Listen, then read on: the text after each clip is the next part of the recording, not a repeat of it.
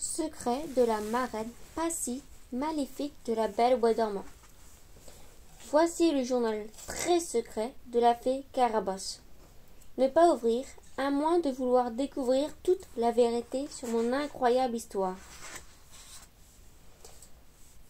Octobre, 17 octobre.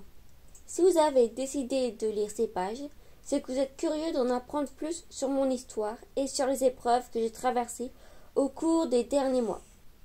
Laissez-moi avant tout faire un résumé de ce qui m'amène à écrire ce journal. Il y a plus de 16 ans, le roi Arthur et sa femme Liliana ont donné la vie à Belle, la plus jolie princesse de tout le royaume.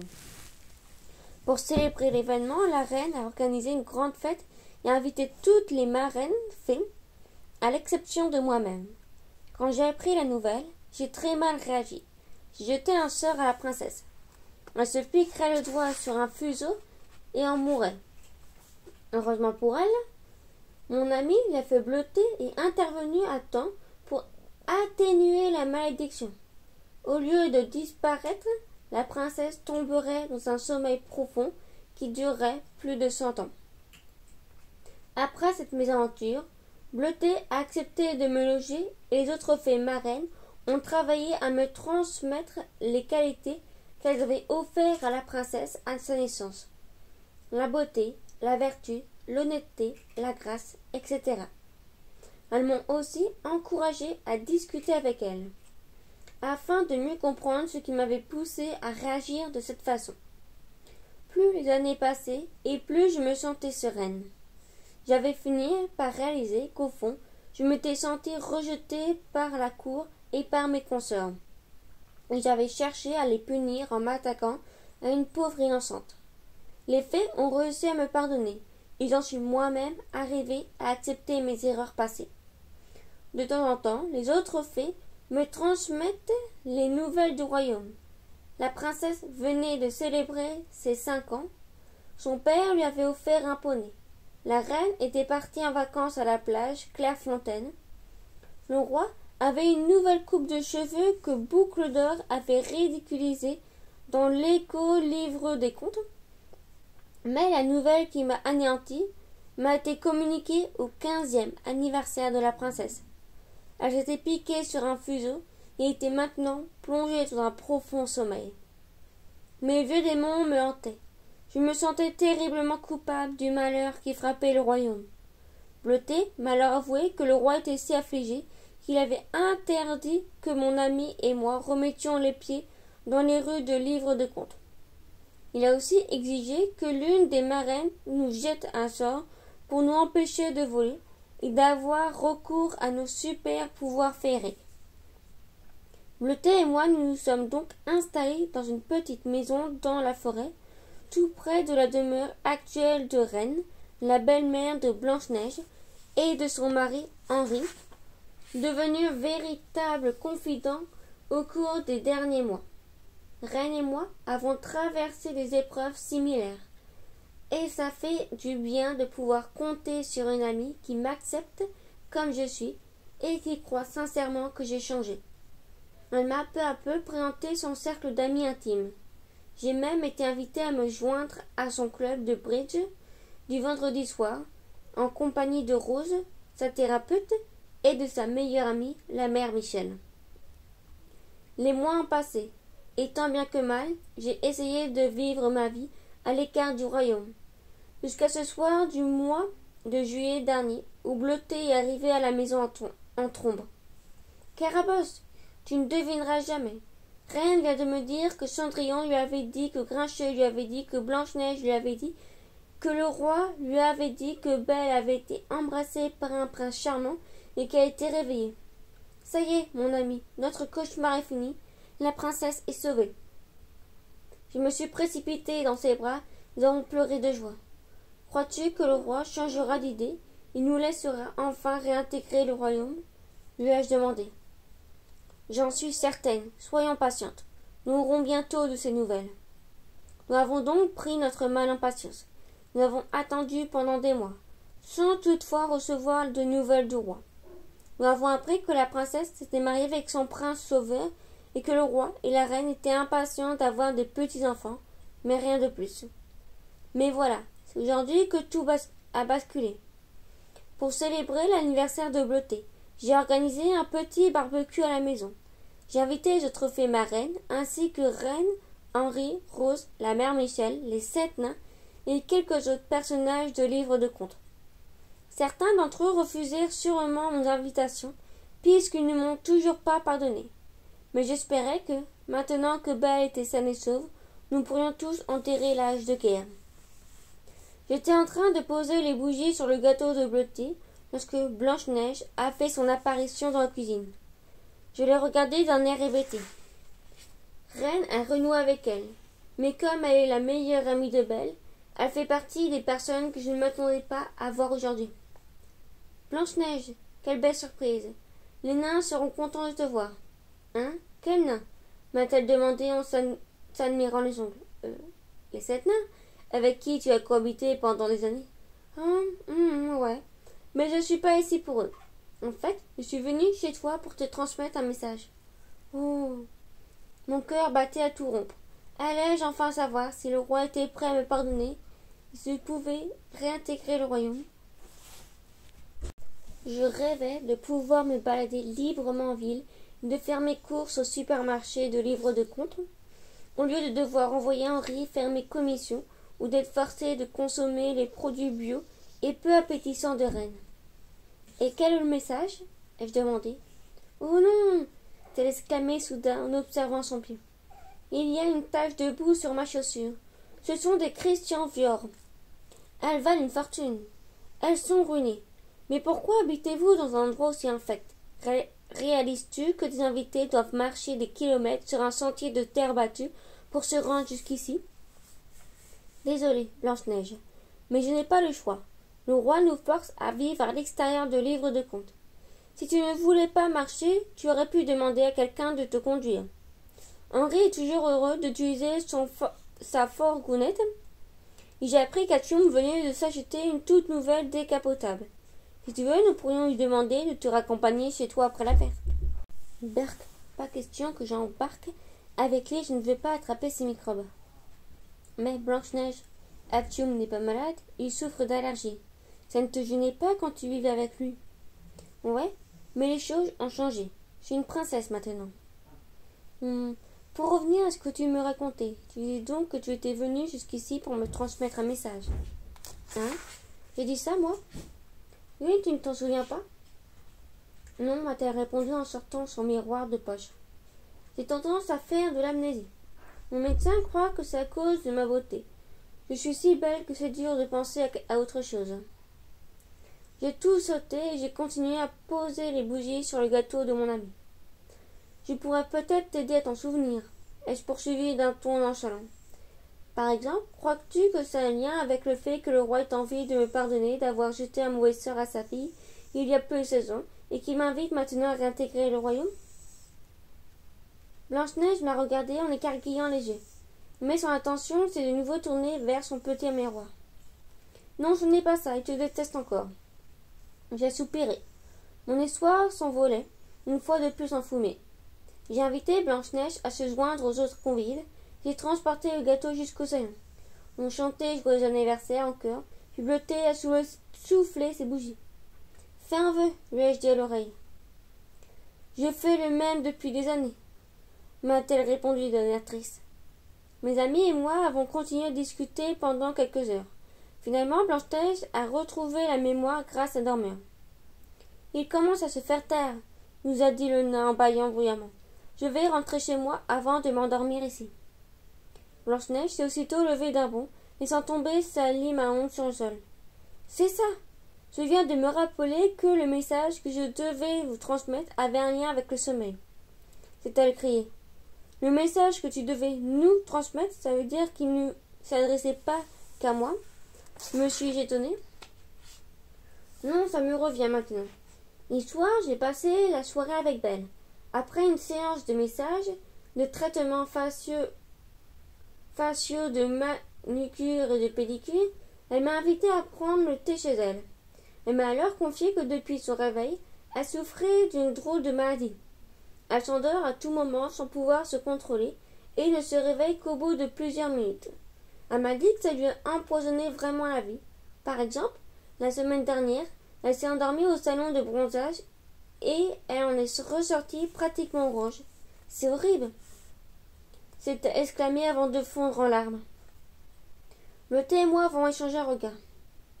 Je suis désolée pour Belle, lui ai-je dit en posant une main sur son épaule. Je suis certaine que son teint reviendra à la normale. Ouais. Mais que se passera-t-il lorsqu'elle s'endormira avec des rouleaux dans les cheveux ou un masque de beauté sur le visage? Cette maladie pourrait causer des dommages irréparables à sa beauté. Je comprends, mais quel est le message que tu devais nous transmettre? En fait, Belle voulait vous parler en personne, mais son père lui a formellement interdit de venir jusqu'ici. Il croit que vous êtes dangereuse. Je crois qu'on peut officiellement oublier son pardon, m'a chuchoté Bleuté d'un air désespéré. Elle m'a donc demandé de venir vous voir pour savoir si l'une de vous sait comment guérir cette maladie, ou si vous croyez qu'elle pourrait s'agir d'un autre sortilège, ou alors d'une séquence du sort que vous lui avez jeté à sa naissance. A répondu Bleuté en fronçant les sourcils. Je suis pratiquement certaine qu'elle ne souffre d'aucune séquelle.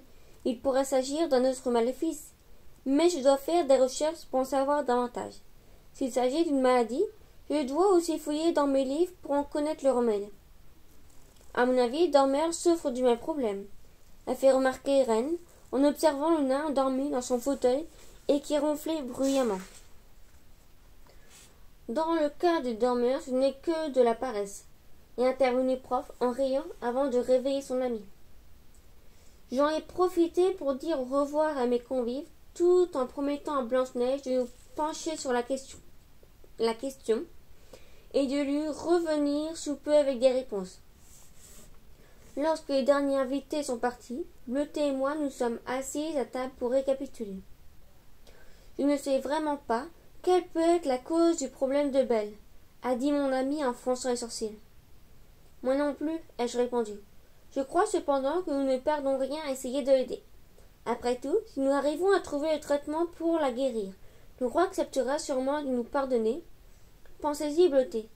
C'est peut-être l'occasion rêvée de prouver à tous ceux qui doutent de nous que nous avons vraiment changé et que nous sommes prêtes à réintégrer le royaume. Mon amie m'a regardé puis elle acquisait un sourire. Tu as raison. Il est temps de foncer et de leur montrer ce que nous sommes capables de faire. 20 octobre. Depuis 3 jours, Bleuté et moi avons le nez plongé dans les livres afin d'essayer de comprendre ce que peut bien provoquer la somnolence de Belle. 3 hypothèses peuvent expliquer sa condition. La première, Belle souffrirait d'une maladie rare appelée reporaton. Comme elle a passé plusieurs mois dans un sommeil profond, son corps a de la difficulté à fonctionner sans tomber dans des phases de repos. La prise d'antibiotiques serait suffisante pour résoudre le problème. Seconde, Belle serait en réaction à cause du traumatisme lié au fait d'avoir autant dormi. Sans le vouloir, elle forcerait donc son corps à se reposer davantage. Si c'est le cas, elle pourrait chercher à replonger dans un rêve qu'elle n'a pas eu le temps de terminer. Une séance d'hypnose devrait suffire à la guérir. Troisième, elle serait sous l'emprise d'un sortilège appelé dormirambus qui la pousse à s'endormir à tout moment. Nous étudions encore les livres, mais il apparaît que seule une créature nommée Têtu Cabochon, vivant en bordure du lac Il était une fois, serait en possession de la potion pouvant contrer le mauvais sort. Mais avant d'aller plus loin, il est impératif que nous rencontrions la jeune princesse pour lui poser des questions afin de mieux comprendre ce qui lui arrive. Par la suite, nous pourrons décider lequel des traitements lui conviendra le mieux. Ce matin, je suis donc allée chez Reine pour lui faire part de la situation et pour déterminer comment elle pourra me venir en aide. Je sais, t'as exclamé en souriant. Je n'ai qu'à inviter Belle et Blanche-Neige à se joindre à nous demain, lors de notre partie de bridge. J'irai voir Belle en personne pour lui transmettre l'invitation et lui recommander de ne pas en parler à son père. Je suis certaine qu'il refusera, qu'elle m'accompagne s'il apprend que Bleuté et toi êtes là aussi. Je dirais que vous avez déjà établi quelques hypothèses, mais qu'il est primordial que vous la voyiez pour déterminer la nature exacte de son problème. Merci beaucoup, Reine, lui ai-je répondu. Tu es une bonne amie. Je savais que je pouvais compter sur toi. Ça me fait plaisir, Carabosse. Je suis passé par une situation semblable. Si Rose ne m'avait pas aidé, je ne sais pas comment je m'en serais tiré, grâce à elle, et refaire ma vie avec Henri. Bref, n'hésite pas. Si tu as besoin d'aide, je suis là. J'ai souri et je m'apprêtais à partir lorsqu'elle m'a offert de rester à déjeuner avec elle. J'allais justement concocter une délicieuse fricassée de tofu et de choux de Bruxelles aux fèves germées, a-t-elle ajouté les yeux brillants. Je ne peux pas rester.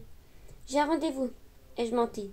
J'étais prêt à tout pour éviter de me mettre une fricassée de tofu dans l'estomac. Oh, quel dommage. C'est désolé, mon ami, en faisant la moue. Qui dois-tu rencontrer? Un de tes nombreux prétendants? Oui, c'est ça. J'ai un rendez-vous galant. Je suis très heureuse pour toi, m'a félicité mon ami en se jetant dans mes bras. Depuis le temps que je t'encourage à t'ouvrir à l'amour, comment s'appelle-t-il? Marcel. Il travaille dans un chantier. Il est bûcheron comme Henri. Ai-je poursuivi en sentant mes joues s'empourprer. Décidément, j'ai le don de me mettre les pieds dans les plats. Henri a transformé ma vie. Il m'a littéralement donné des ailes, m'a confié Reine en me regardant d'un air ému. Je suis certaine que ce Marcel pourra changer la tienne aussi. Tu verras, mon ami, dès que ce cauchemar sera terminé ou que tu auras guéri Belle, tu pourras enfin retrouver une vie normale et qui sait, tu pourrais même t'installer en ville avec Marcel. J'ai déjà très hâte de le rencontrer. J'ai embrassé mon ami en vitesse et je suis partie avant de m'embourber davantage dans les mensonges. J'ai maintenant un prétendant imaginaire que je dois présenter à Rennes. La semaine sera longue. 21 octobre. Je viens de rentrer à la maison après une soirée forte en émotions. Devant passer chez les 7 nains pour que prof me remette quelques victuailles, j'ai été la dernière à me pointer chez Rennes. Mes amis m'attendaient de pied ferme, prête à me bombarder de questions au sujet de Marcel, mon amoureux imaginaire. Qu'est-ce qui explique ce retard? s'accusait Reine en souriant d'un air coquin. Tu avais un autre rendez-vous avec Marcel, n'est-ce pas? Non, Ça alors, après toutes ces années de complicité, je n'arrive pas à croire que tu m'aies caché que tu fréquentais quelqu'un, s'exclamait Bleuté d'un air boudeur. Je suis désolée, Bleuté, ce n'est pas ce que tu crois. Je voulais en parler à personne car je ne savais pas encore si cette relation irait quelque part. À vrai dire, je préfère ne pas en discuter. Je ne crois pas que ça clique tellement entre nous, Marcel et moi. Tu es trop difficile, ma chérie, m'a reproché une reine. Tu dois être plus possessive si tu veux donner une chance à l'amour. Si tu as besoin de temps, je vais respecter ton intimité. Mais promets-moi de laisser le temps à Marcel de faire ses preuves avant de baisser les bras. D'accord. Je promets de donner une chance à Marcel, ai-je répondu d'une petite voix. La situation prenait une tournure de plus en plus absurde. J'ai décidé de détourner l'attention pour ne pas m'enfoncer davantage. Où sont Belle et Blanche-Neige? ai-je demandé. Elles devraient ici d'une minute à l'autre, affirmait Reine en poussant un bol de croustilles aux légumes et une tartinade d'épinards sur la table. Berk. J'espère qu'elles ne se sont pas perdues en cours de route. Un cri provenant de l'extérieur nous a interrompus. Nous nous sommes aussitôt précipités sur la terrasse pour en connaître l'origine. Blanche-Neige se tenait à quelques mètres de nous. Son visage était rouge de colère. Blanche-Neige, que se passe-t-il? Monsieur inquiet d'un air surpris. Regardez mes chaussures, s'est-elle écriée en serrant les poings. C'est la deuxième paire que je ruine en moins d'une semaine. Ce sont des fursaches qui m'ont coûté les yeux de la tête. Désolée, Blanche-Neige, s'excusait Reine. Je croyais que tu savais que j'habite en bordure du lac et que le sentier est plutôt boueux. Pourquoi habitez-vous dans des endroits pareils? A bourgeonné Blanche-Neige en écarquillant les yeux. J'ai compris que ton ami la fée n'a pas le choix. Mais toi, qu'est-ce qui te force à rester en ce coin perdu rempli de moustiques, de vases et d'animaux? J'aime la forêt. Si tu te souviens bien, tu avais l'habitude de t'y plaire toi aussi. Ouais, a fait Blanche-Neige d'un air absent en s'efforçant d'essuyer la saleté qui couvrait ses chaussures. Combien de fois dois-je vous répéter que les temps ont changé? Je suis même devenue allergique aux poils d'animaux et intolérante aux plumes d'oiseaux. Où est Belle? Ai-je demandé en réalisant soudain l'absence de son amie. Ah tiens, j'avais oublié que j'étais avec elle, me répondit Blanche-Neige. Beauprince m'a téléphoné pour m'annoncer que nous étions invités au grand bal des couples heureux, et ça m'a fait oublier le reste. Vous voyez, c'est un autre moment d'amnésie. Je crois qu'il faudrait aussi trouver un remède à ma maladie. C'est grave d'être aussi jolie que moi. Nous l'avons regardé sans rien dire. Coucou, il y a quelqu'un? S'est écriée une voix en provenant du sentier. C'est Belle, s'exclamait Reine, en se précipitant vers elle. La princesse est apparue à l'horizon. Ses cheveux et sa robe étaient couverts de boue. Nom d'une pomme, que s'est-il passé? Tu t'es fait attaquer par un animal? L'a interrogé la mère Michel. Non, je me suis endormie sans le vouloir, et Blanche-Neige ne s'est pas portée à mon secours, nous a-t-elle raconté d'un ton bourreux. Désolée, mon ami, lui a répondu Blanche-Neige en lui prenant la main. J'ai été distraite par un appel de mon mari. Nous sommes invités au grand bal des couples heureux. Oh, mais c'est génial! Prince Sauveur et moi aussi avons été invités, s'est écrié Belle. Les deux amis se sont mis à pousser des cris de joie stridents. Rose et la mère Michel se sont empressées de se réfugier à l'intérieur, tandis que Reine, Bleutée et moi les observons d'un air médusé. Trop extra génial, a ajouté Blanche-Neige. Tellement cool, tellement waouh, s'exclamait Belle. Je mettrai ma robe à paillettes de diamants, a soufflé Belle. Et moi mon collier de rubis, a renchéri Belle. Désolée de vous interrompre les filles, mais nous avons des choses à discuter, ai-je lancé. Ah oui, a fait Blanche-Neige, comme si je venais de lui apprendre quelque chose. Quoi donc? À cet instant, Belle est tombée au sol, s'est mise à ronfler. Ça, me suis contentée de répondre en venant en aide à la princesse. Bleutée, Reine et moi avons transporté Belle jusqu'au sofa. Devrait-on la réveiller? A demandé Reine. Je ne crois pas que ce soit conseillé, a répondu Rose. Dans le cas de somnambulisme, il faut attendre le réveil des personnes atteintes. Eh oh, Belle, réveille-toi, hurlait Blanche-Neige dans l'oreille de son amie, qui s'est aussitôt réveillée en sursaut. Hein? Quoi? Que s'est-il passé? Où suis-je? A demandé Belle, désorientée. Tu t'es endormie sans crier gare. Les filles, ai-je dit, en m'adressant à mes amis. Je crois qu'il vaut mieux annuler notre partie de bridge, nous consacrer pleinement au problème de Belle. Mes amis se sont empressés d'acquiser. Reine et la mère Michel sont allées faire du thé, tandis que Rose et Bleutée récapitulaient les informations que nous avions retenues jusqu'à maintenant. J'ai profité de mon moment d'intimité avec Belle pour m'excuser sincèrement. Je suis désolée, Belle. Même si ta condition actuelle n'a peut-être aucun rapport avec le sort que je t'ai jeté, je regrette sincèrement de m'en être pris à toi lorsque tu étais bébé. J'étais jalouse des autres et amère d'avoir été mise de côté. J'ai cherché à me venger. Sache que depuis ce temps, l'eau a coulé sous le pont. J'ai vraiment changé. Je suis devenue une bonne fée marraine, grâce à mes consoeurs, qui m'ont transmis les qualités mêmes qu'elles t'ont offert à ta naissance. C'est étrange, car Belle est beaucoup plus jolie que toi, a commenté Blanche-Neige en nous observant. Les fées auraient bien fait de lui transmettre un peu de tact à celle-là, a soufflé Rose. J'ai entendu mes amis s'esclaffer derrière moi. Ouais. Bon, disons que les fées marraines se sont davantage consacrées sur les qualités morales que sur les traits physiques, ai-je répondu en haussant un sourcil. Tant qu'à faire, elles auraient pu agiter leur baguette magique pour te rendre super, non? Ajoutait Blanche-Neige. Je ne pense pas que c'était leur priorité, ai-je répondu sèchement.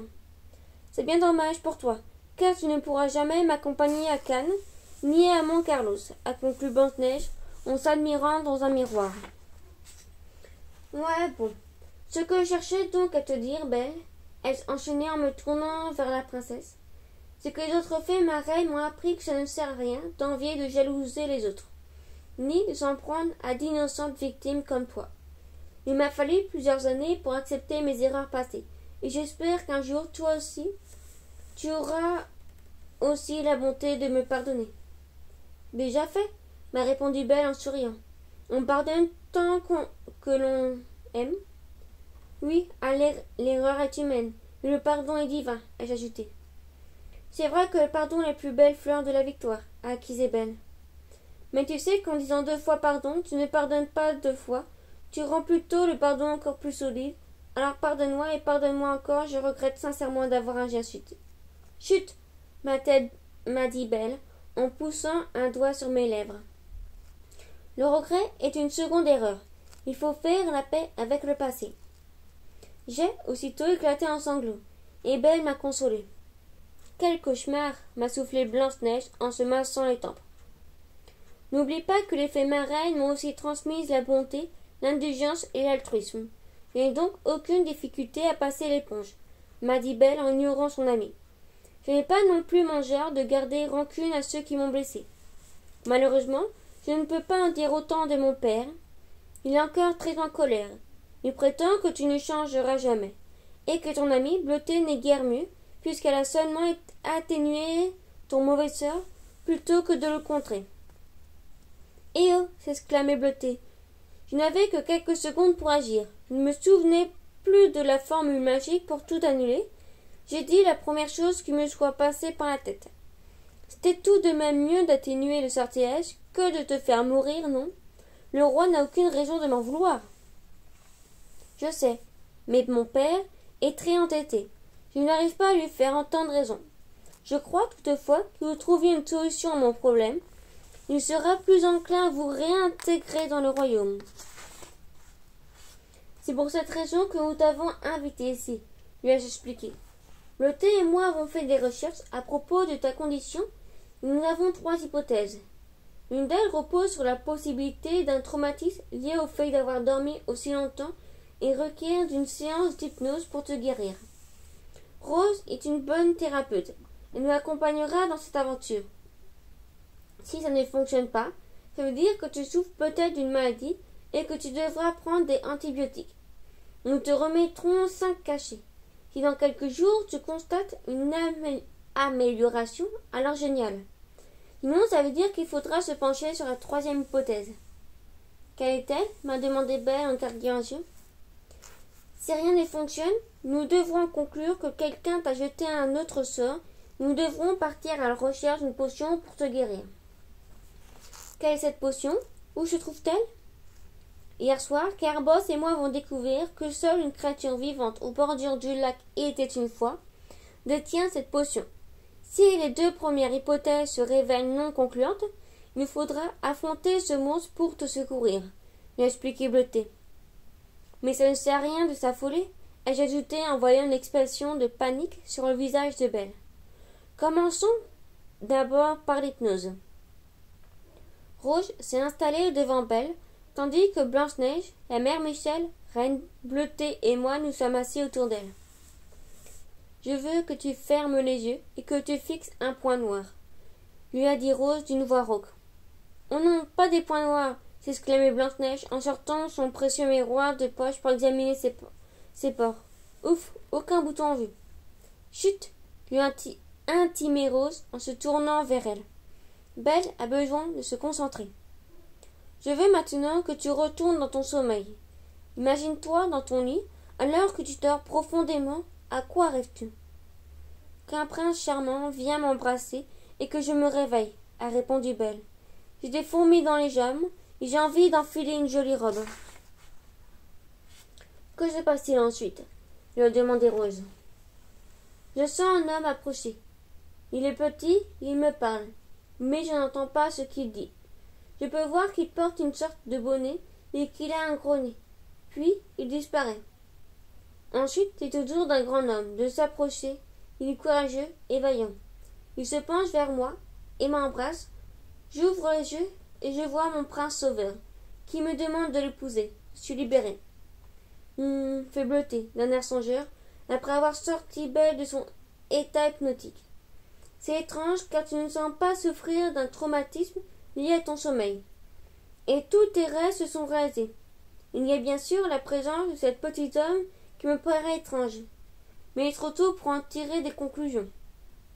C'est peut-être ton imagination qui t'a joué des tours pendant ton sommeil. Que devons-nous faire maintenant? A demandé Blanche-Neige, d'un ton impatient. Je n'ai pas que ça à faire. Belle et moi avons des tonnes de choses à préparer en vue du bal. Il faut simplement attendre quelques instants pour voir si Hypnose a su régler son problème. A expliqué Rose, après tout, il se peut que ce soit suffisant pour... Nous sommes tournés vers Belle, qui s'était de nouveau endormie sans le vouloir. Eh bien, on dirait que Hypnose n'a pas porté ses fruits, ai-je dit déçu. J'espère que les antibiotiques auront plus de succès. Blanche-Neige a de nouveau réveillé Belle en hurlant, et la mère Michel a offert aux deux princesses de les raccompagner en voiture. Tu crois que nous arriverons à la guérir?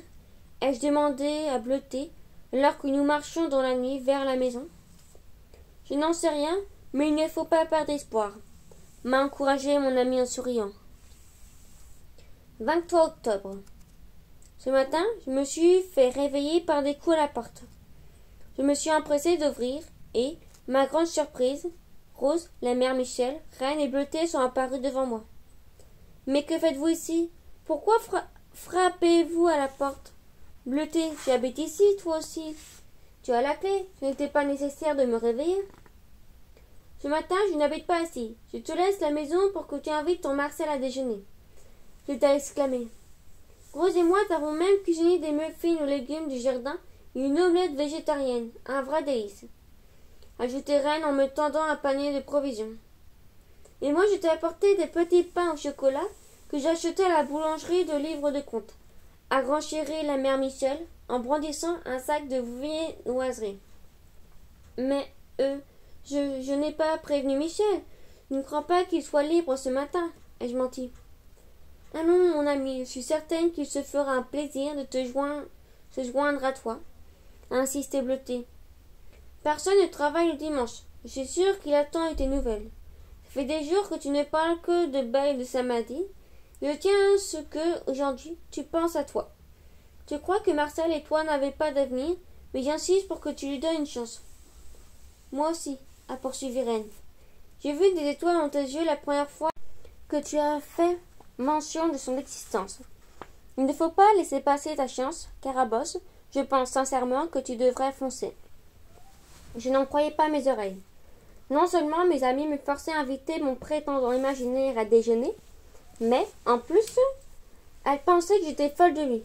Tout cela parce que j'avais voulu éviter de manger les fricassés du tofu de Reine. D'accord, je téléphonais à Marcel, et si elle est libre, je l'inviterai à manger. Tiens, m'a dit Rose, en me tendant son téléphone portable, appelle-le tout de suite. Oh, je ne pouvais pas faire semblant, car les filles m'observaient attentivement, et j'avais peur que Rose vérifie son téléphone, après mon appel pour s'assurer que je n'avais pas faim ma conversation. J'ai donc signalé le premier numéro qui me soit passé par la main. Allô? A répondu Pinocchio. Bonjour, Marcel. C'est Carabosse. Ça va bien? Oui, mais je ne suis pas Marcel, je suis Pinocchio. Comme mes amis écoutaient ma conversation, il m'était impossible d'expliquer la situation à mon ami, la marionnette. Oui, je sais, ai-je dit d'un ton joyeux, en espérant qu'il comprenne. Je voulais simplement t'inviter à venir déjeuner à la maison si tu es libre. Hein? Mais je ne comprends pas. Tu sais que tu parles à Pinocchio? Oui, ai-je répondu en souriant devant le regard médusé de mes amis qui me faisaient des signes. Et tu veux que je vienne déjeuner chez toi? Demandait Pinocchio confus. Non, ai-je répondu d'un ton nonchalant. Je sens que tu te moques de moi, m'a dit mon interlocuteur. Que se passe-t-il, Carabosse? Oh oui, me suis contenté de répondre en ignorant sa question. Je comprends et je sais que c'est un peu la dernière minute. Oui, pas de problème, on se reprendra. Au revoir, Marcel. Je m'appelle Pinocchio, a hurlé mon ami avant que je raccroche. J'imaginais la tête de la pauvre marionnette à l'autre bout du fil. Son nez devait le faire souffrir et il devait être furieux contre moi. Désolée, les filles, mais Marcel n'est pas libre. Ai-je menti en souriant? Mais je prendrai bien de ces petits pains au chocolat. Je vais les déguster dans ma chambre. À plus tard. Pauvre chérie, chuchotait Reine dans mon dos. Elle va sûrement s'isoler pour pleurer en cachette. Si seulement elle savait que je jubilais. 25 octobre. Cet après-midi, j'étais en train de jouer à Angry Birds avec mes amis lorsque j'ai entendu des bruits de chevaux à l'extérieur. C'est Blanche-Neige et Belle qui arrivent dans leur carrosse dorée, s'est écrié Bleuté en regardant par la fenêtre. Elles viennent sûrement nous dire si les antibiotiques ont fonctionné. Je me suis empressée d'ouvrir la porte pour les accueillir. Bonjour Blanche-Neige, ça me fait plaisir de te revoir, me suis exclamée alors qu'elle s'approchait de la maison. Moi, mais la prochaine fois, ce serait bien de se rejoindre dans un endroit plus civilisé, m'a-t-elle répondu d'un ton bourron. Il y a tellement de poussière ici que j'ai de la difficulté à respirer. Au moins, tes chaussures sont intactes, lui ai-je dit en souriant, alors qu'elle s'avançait vers la maison. Alors quelles sont les nouvelles? Est-ce que les cachets ont fait effet? Blanche-Neige m'a regardé d'un drôle d'air. Tu peux le constater par toi-même, a-t-elle répondu en pointant en direction du carrosse. Belle dormait à poing fermé en ronflant bruyamment. Zut, a soupiré Bleuté. C'est ce que je craignais. Nous devons nous tourner vers notre troisième hypothèse. Qu'est-ce que ça veut dire au juste? A demandé Blanche-Neige en époussetant sa robe. Ça veut dire que quelqu'un a jeté un sort à la pelle et que nous devons mettre la main sur la potion qui peut le conjurer. Ce qui signifie aussi que nous devons partir en direction du lac qui était une fois et affronter une terrible créature. Ai-je ajouté les yeux écarquillés. Eh oh, pas question que je parte en excursion dans la brousse. J'ai un bal à préparer et des ongles à faire limer, a répliqué Blanche-Neige. Qui part en excursion? A demandé Belle en apparaissant derrière nous, en s'étirant. Je crois que je me suis endormie. On dirait bien que j'ai raté quelque chose. Bleuté a invité Belle à s'asseoir pour lui faire un résumé de la situation. J'ai lu dans l'un de mes livres que ce têtu cabochon disparaissait à la pleine lune d'octobre. Cela veut dire qu'il nous reste que 5 jours avant son départ. Il faut donc faire vite. Nous voulons trouver la potion avant qu'il ne soit trop tard. Alors, il n'y a pas de temps à perdre, a lancé Belle en se levant d'un bond. Je suis prête, allons-y. Je suis contente de te voir si enthousiaste, lui ai-je dit, mais je crois qu'il me faut d'abord parler au roi avant de quitter la ville. Il ne veut pas entendre parler de moi, mais je dois lui expliquer la situation et lui demander la permission pour que tu nous accompagnes. Si tu pars sans le prévenir, cela ne fera qu'envenimer les choses. Très bien, m'a répondu Belle. Tu n'as qu'à venir avec moi au palais. J'expliquerai à mon père qu'il est impératif que tu le voies et que je pars avec toi. Les filles, j'aimerais vraiment me joindre à vous, nous a dit la mère Michel. Mon cousin bûcheron possède justement un chalet en bordure du lac Il était une fois. Alors nous pourrions y loger quelques jours. Génial, me suis écrié. Moi aussi je veux venir, a intervenu Rose. Ma formation de thérapeute pourrait vous être utile lors de la rencontre avec cette créature. Là, si c'est comme ça, je viens aussi, s'exclamait Reine. Il est hors de question que je reste seule ici à me tourner les pouces. Je m'occuperai de vous préparer de bons petits plats. Je suis habituée à cuisiner des mets à base de produits naturels. Il m'apparaît utile que je sois là pour vous concocter de délicieuses fricassées de bois dont vous me donnerez des nouvelles. L'idée de consommer des sandwichs à la lizerne et des pâtes aux herbes pendant 4 jours m'a aussitôt donné la nausée. Mais je me suis contentée de sourire à mon amie et de la remercier de sa loyauté. Nos regards se sont aussitôt tournés vers Blanche-Neige, qui était occupée à se brosser les cils en s'admirant dans un miroir. Blanche-Neige, j'aimerais beaucoup que tu m'accompagnes, lui a dit Belle en posant sa main sur son épaule. Tu es mon amie la plus chère. Je ne sais pas si je pourrais y arriver sans toi. Hein? Quoi? T'accompagner où? A bafouillé Blanche-Neige confuse. Vers la créature qui détient la potion qui peut me guérir, lui a répondu Belle. Mais je dois me préparer pour le bal des couples heureux. Et toi aussi, Belle. Nous avons des tonnes de choses à faire d'ici 2 semaines. Coiffure, traitement contre les points noirs, manucure, retouche faciale, bain flottant, pédicure, laser des jambes, masque pour les visages, conception de ma robe à paillettes et de diamants, et j'en passe. J'ai beaucoup de pain sur la planche. Je ne vois pas comment je pourrais trouver le temps d'affronter des créatures et de chercher une potion magique. Belle a alors décidé de changer d'approche pour la convaincre. Blanche-Neige, tu réalises que ma condition pourrait aussi jouer contre toi. Par exemple, qu'arrivera-t-il si je m'endormais pendant le bal, que je m'effondrais sur toi? Ta robe serait ruinée, tu ne pourrais plus épater la galerie. L'oncle d'or en profiterait pour te photographier, et cette catastrophe ferait la une de tous les journaux de livres de contes. Crois-tu vraiment qu'il vaille la peine de courir un tel risque? Pense-y, mon ami. Notre soirée pourrait se transformer en cauchemar. Oh non, ce serait catastrophique. Il faut vite partir à la recherche de cette potion. Ben s'est précipitée dans les bras de son ami pour la remercier. Et qui sait, a-t-elle ajouté en s'adressant à Blanche-Neige. Peut-être que le paysage nous inspireront un look d'enfer pour le bal. Oh oui, a lancé Blanche-Neige, enthousiaste. Je m'imagine déjà déambuler dans le grand hall, vêtu de robes étincelantes et d'accessoires aux couleurs de la nature. À propos, Carabosse, je t'ai entendu parler d'un lac. Crois-tu que je puisse y trouver une source naturelle d'eau chaude? Cela m'aiderait vraiment à me détendre. Les préparatifs de ce bal et les regards admiratifs qui sont sans cesse posés sur moi et mon unique beauté me causent une forte tension aux épaules. Je ne crois pas, non. Mais on dit qu'un monstre y habite. Tu pourrais lui demander, il s'y connaît sans doute mieux que moi. Blanche-Neige a écarquillé les yeux, son visage a blêmi. Bleuté m'a fait de gros yeux et s'est empressé de la rassurer. Mais non, voyons, Carabosse exagère. Je ne sais pas s'il existe des sources naturelles dans ce coin, mais nous tâcherons de vous informer, a-t-elle dit, avant de changer de sujet. Carabosse, il vaut mieux que tu partes immédiatement au palais avec Belle et Blanche-Neige pour aviser le roi. Quoi qu'il arrive, il faut absolument partir à l'eau pour nous assurer de trouver la créature à temps. Entre-temps, je ferai mes recherches pour déterminer le chemin à emprunter. Sachez que même si le lac n'est qu'à quelques heures de marche d'ici, nous ne sommes pas au bout de nos peines.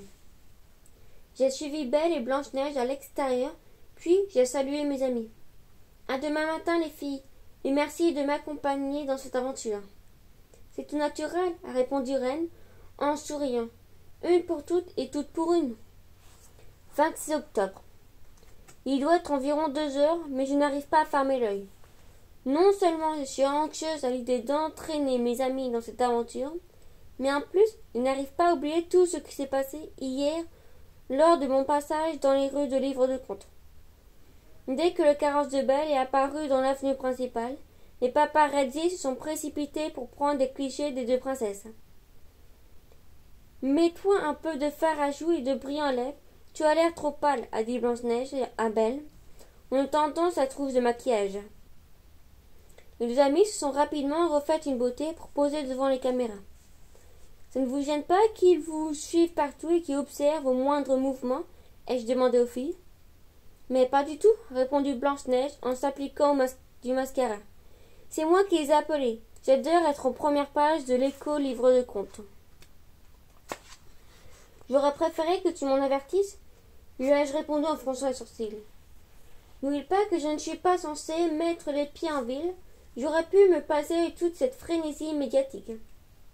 Je me suis aussitôt emparée du foulard de soie de Belle pour me cacher le visage. Et les filles, quel est le nom de votre amie? Pourquoi est-elle si timide? Ou interroger un photographe en s'approchant du carrosse. On ne fait pas attention à elle, lui a répondu Blanche-Neige en se levant et en posant pour la caméra. Concentre-toi plutôt sur moi et mon profil gauche. Je croisais les doigts pour atteindre le château du roi avant d'être découverte. Mais une bourrasque de vent a soulevé mon foulard au moment où nous passons devant le parc. Ils vécurent heureux et eurent beaucoup d'enfants. À mon grand désarroi, Boucle d'Or était en train de pique-niquer avec Cendrillon et Balthazar. « Oh, mais c'est la fée Carabosse !» t'avais crié en me pointant du doigt. Les paparazzis, les habitants de livres de contes, qui erraient dans les environs, se sont aussitôt lancés à la poursuite de notre carrosse, piqués par la curiosité et anxieux de découvrir la raison qui me poussait à défier les ordres du roi.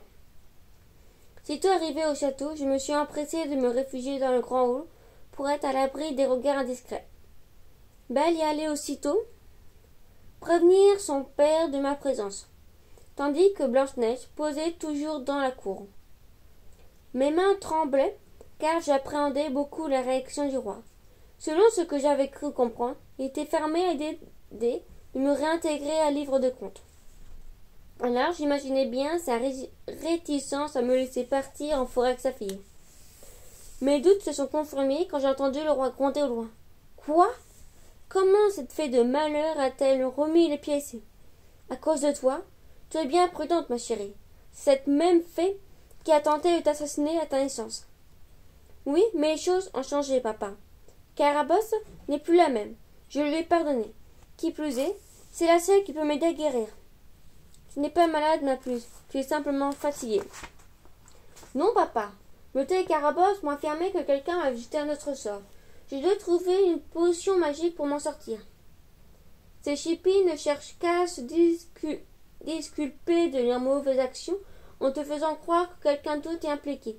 Tu es bien naïve, ma chérie. Boum. J'ai entendu un bruit sourd suivi de cris du roi. Ma chérie, que se passe-t-il? À l'aide, quelqu'un! Ma fille a perdu connaissance. Je me suis précipitée vers le salon et le roi était agenouillé auprès de sa fille. J'ai remarqué Belle s'était endormie et ronflait bruyamment.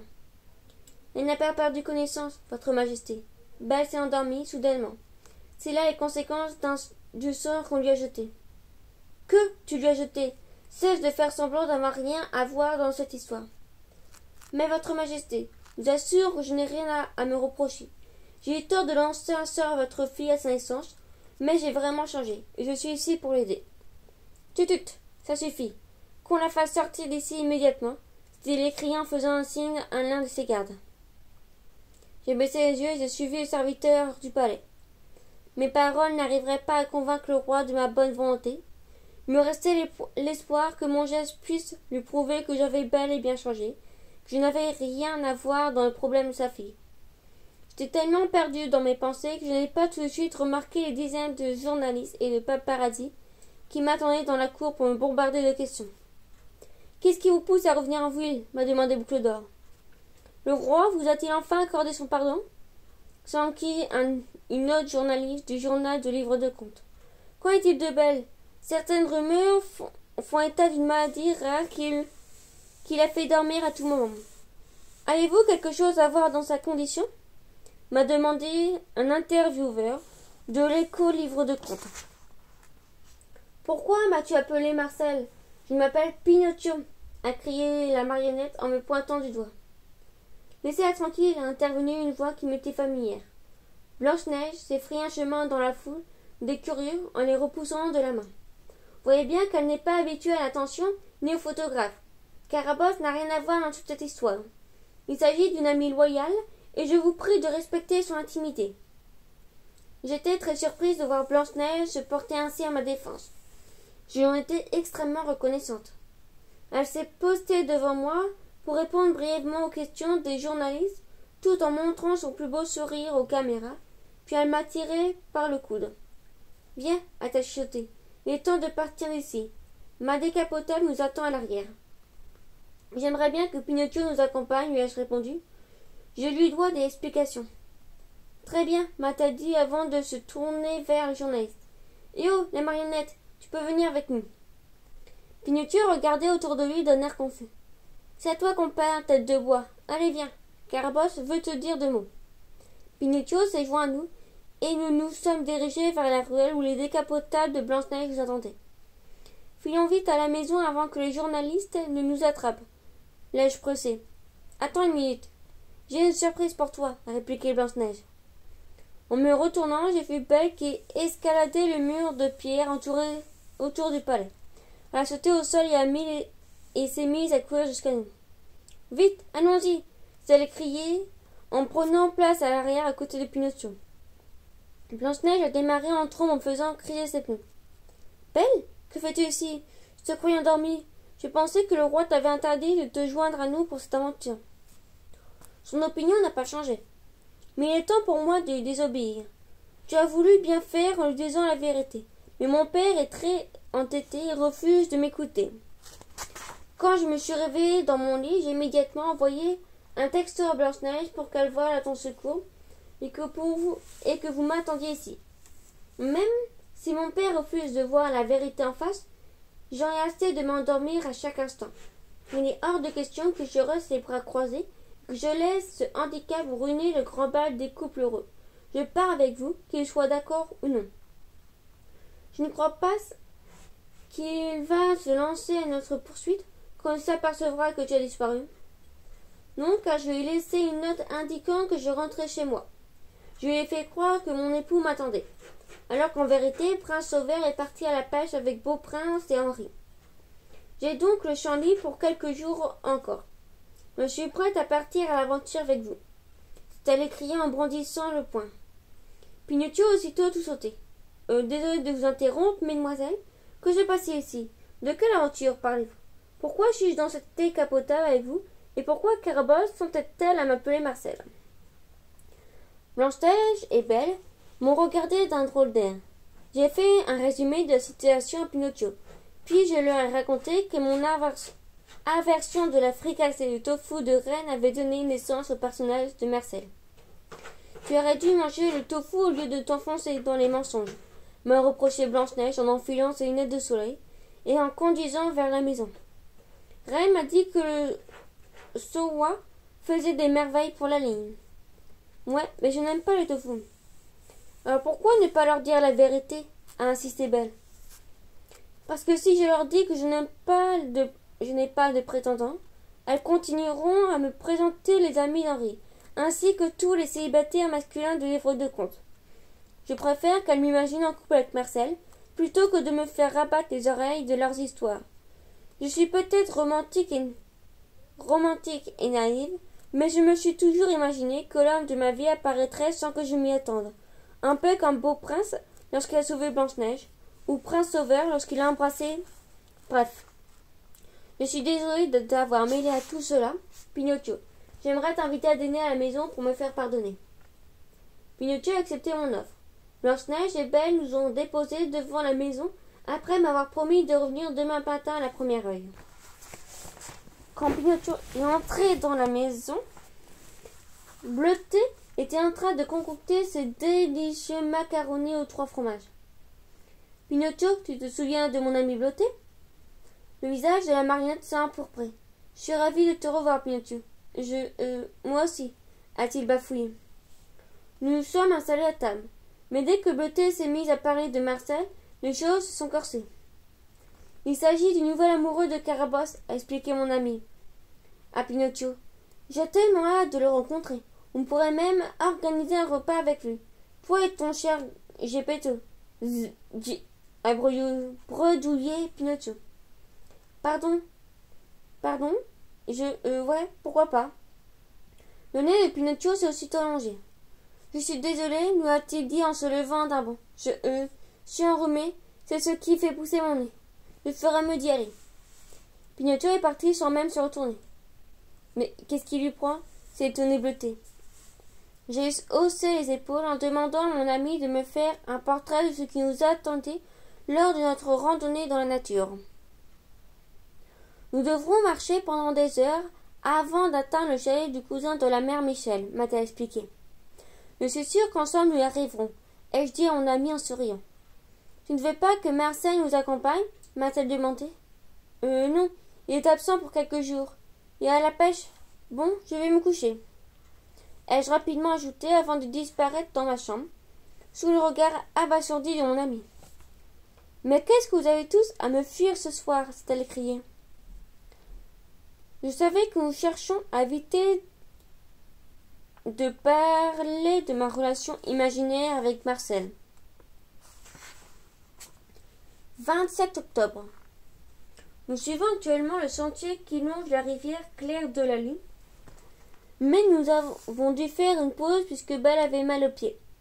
En effet, a eu la brillante idée de partir avec les pantoufles de verre de Cendrillon.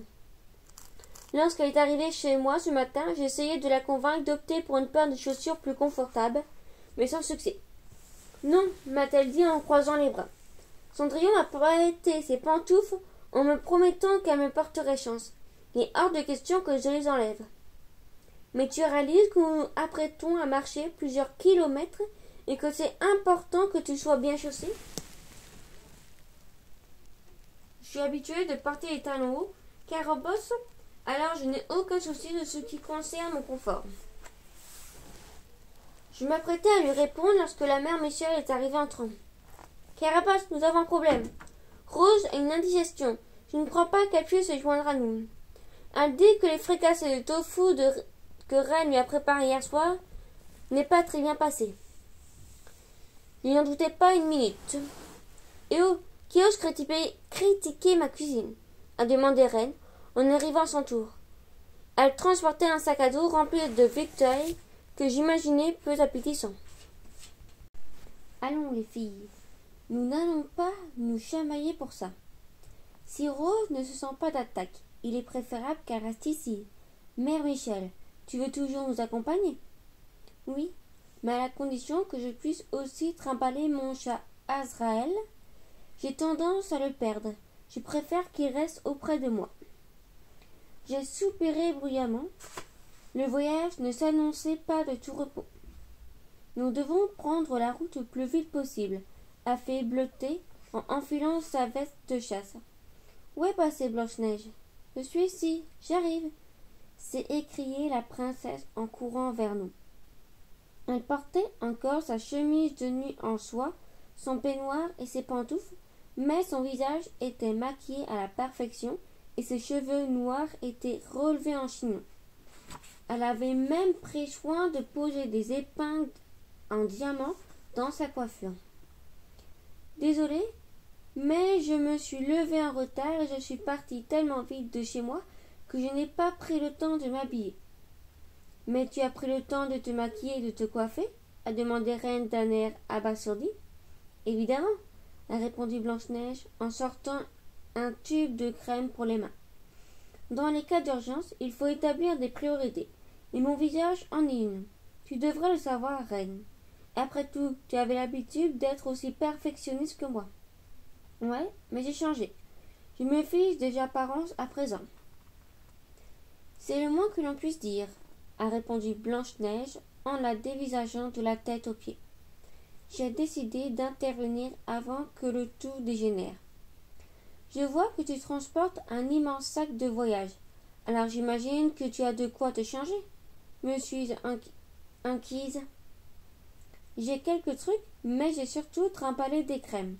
Avec l'air frais de la nature, les poussières et les excréments d'animaux sauvages, je crois que j'aurai besoin de tous les types d'hydratation possibles.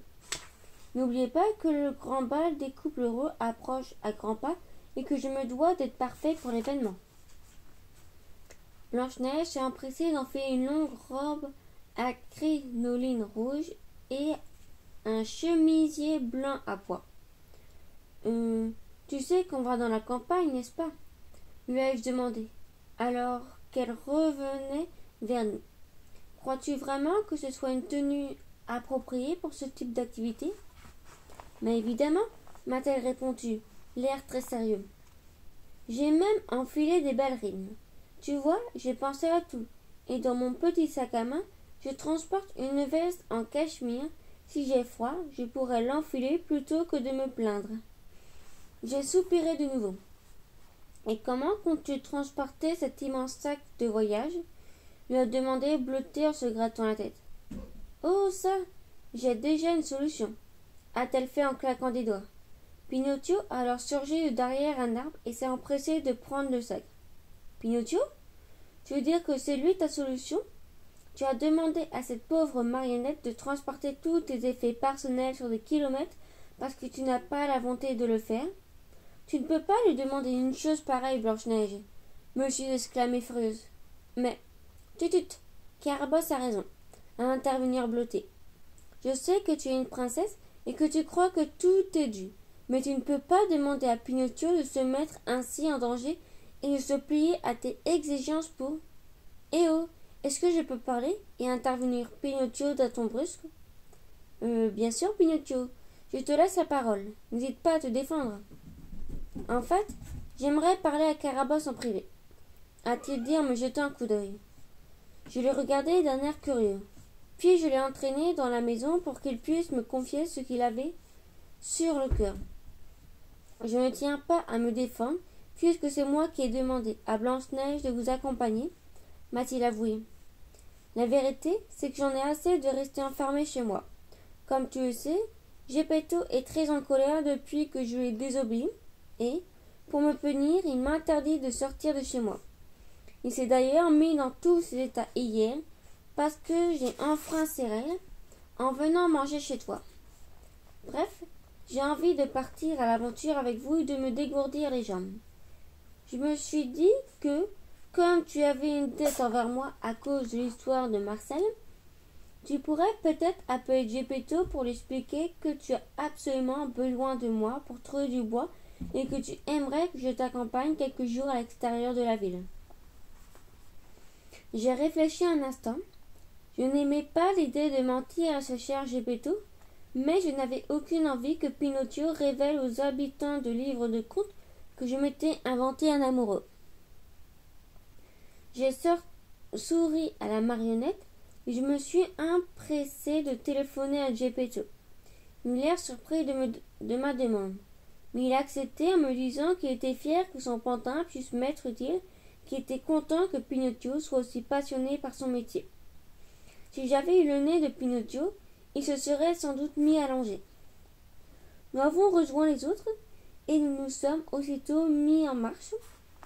Je dois avouer que je suis contente de pouvoir compter sur 6 amis, car je crois que ce têtu cabochon est plus redoutable que nous le croyons. Après avoir fait tremper ses pieds dans un mélange de crème et de lait de chèvre concocté par Blanche-Neige, Belle vient de m'annoncer qu'elle se sentait enfin d'attaque pour reprendre la route. La mauvaise nouvelle, c'est que nous avons pris du retard, que nous devrons camper dans le bois ce soir, puisqu'il nous est impossible d'atteindre le chalet du cousin de la mère Michel avant la tombée de la nuit. La bonne nouvelle, c'est que Bleuté et moi avons pensé apporter quelques bâches et couvertures qui nous permettront de dormir à l'abri et de rester au chaud. Si seulement j'avais encore mes pouvoirs, je pourrais régler tous nos problèmes en quelques coups de baguette. 20 octobre. Le petit matin arrive. Nous attendons le lever du soleil pour nous remettre en route.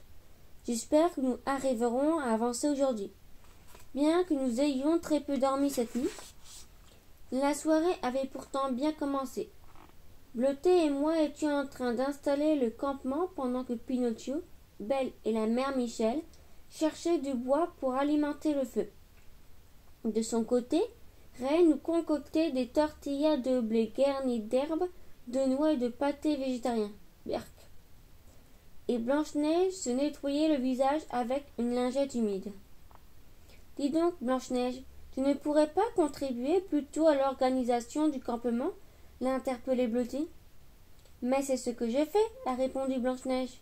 Après tout, si je ne me nettoie pas les pores, je risque de les obstruer et de voir apparaître des petits boutons rouges sur mon visage, ce qui causera en moi une attaque de panique qui vous empêchera certainement de fermer l'œil toute la nuit.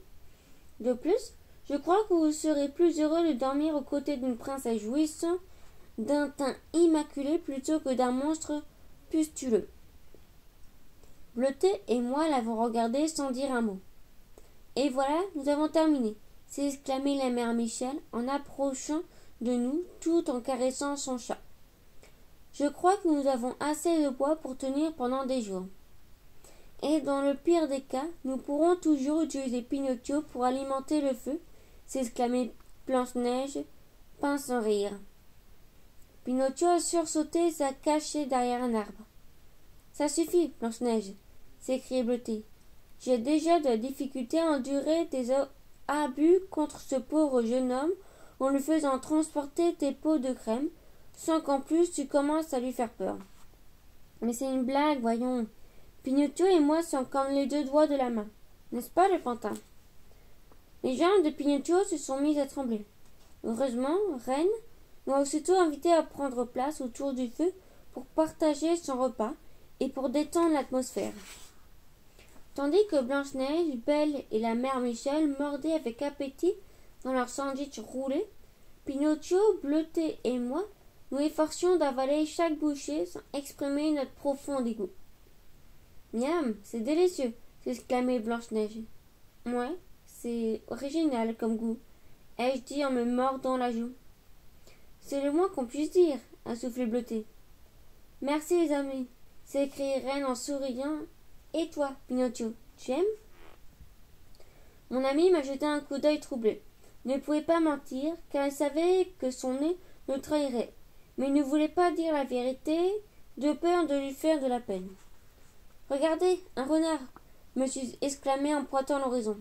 « Viens, Pinocchio, allons observer de plus près. »« Merci d'avoir fait diversion, » m'a dit mon ami, lorsque nous nous sommes éloignés du groupe. « Mon nez me cause toujours des ennuis. » Et moi, ce sont ces ailes qui me donnent du fil à retordre, lui ai-je dit en réalisant que j'étais coincé entre deux arbustes.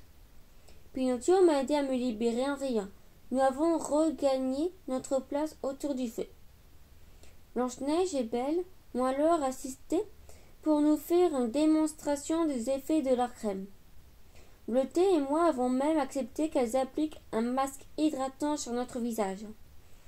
Tant qu'à être coincée dans la nature, aussi bien nettoyer nos pores. Belle était en train de badigeonner mon visage lorsqu'elle s'est endormie. Il vaut mieux l'étendre sur la bâche.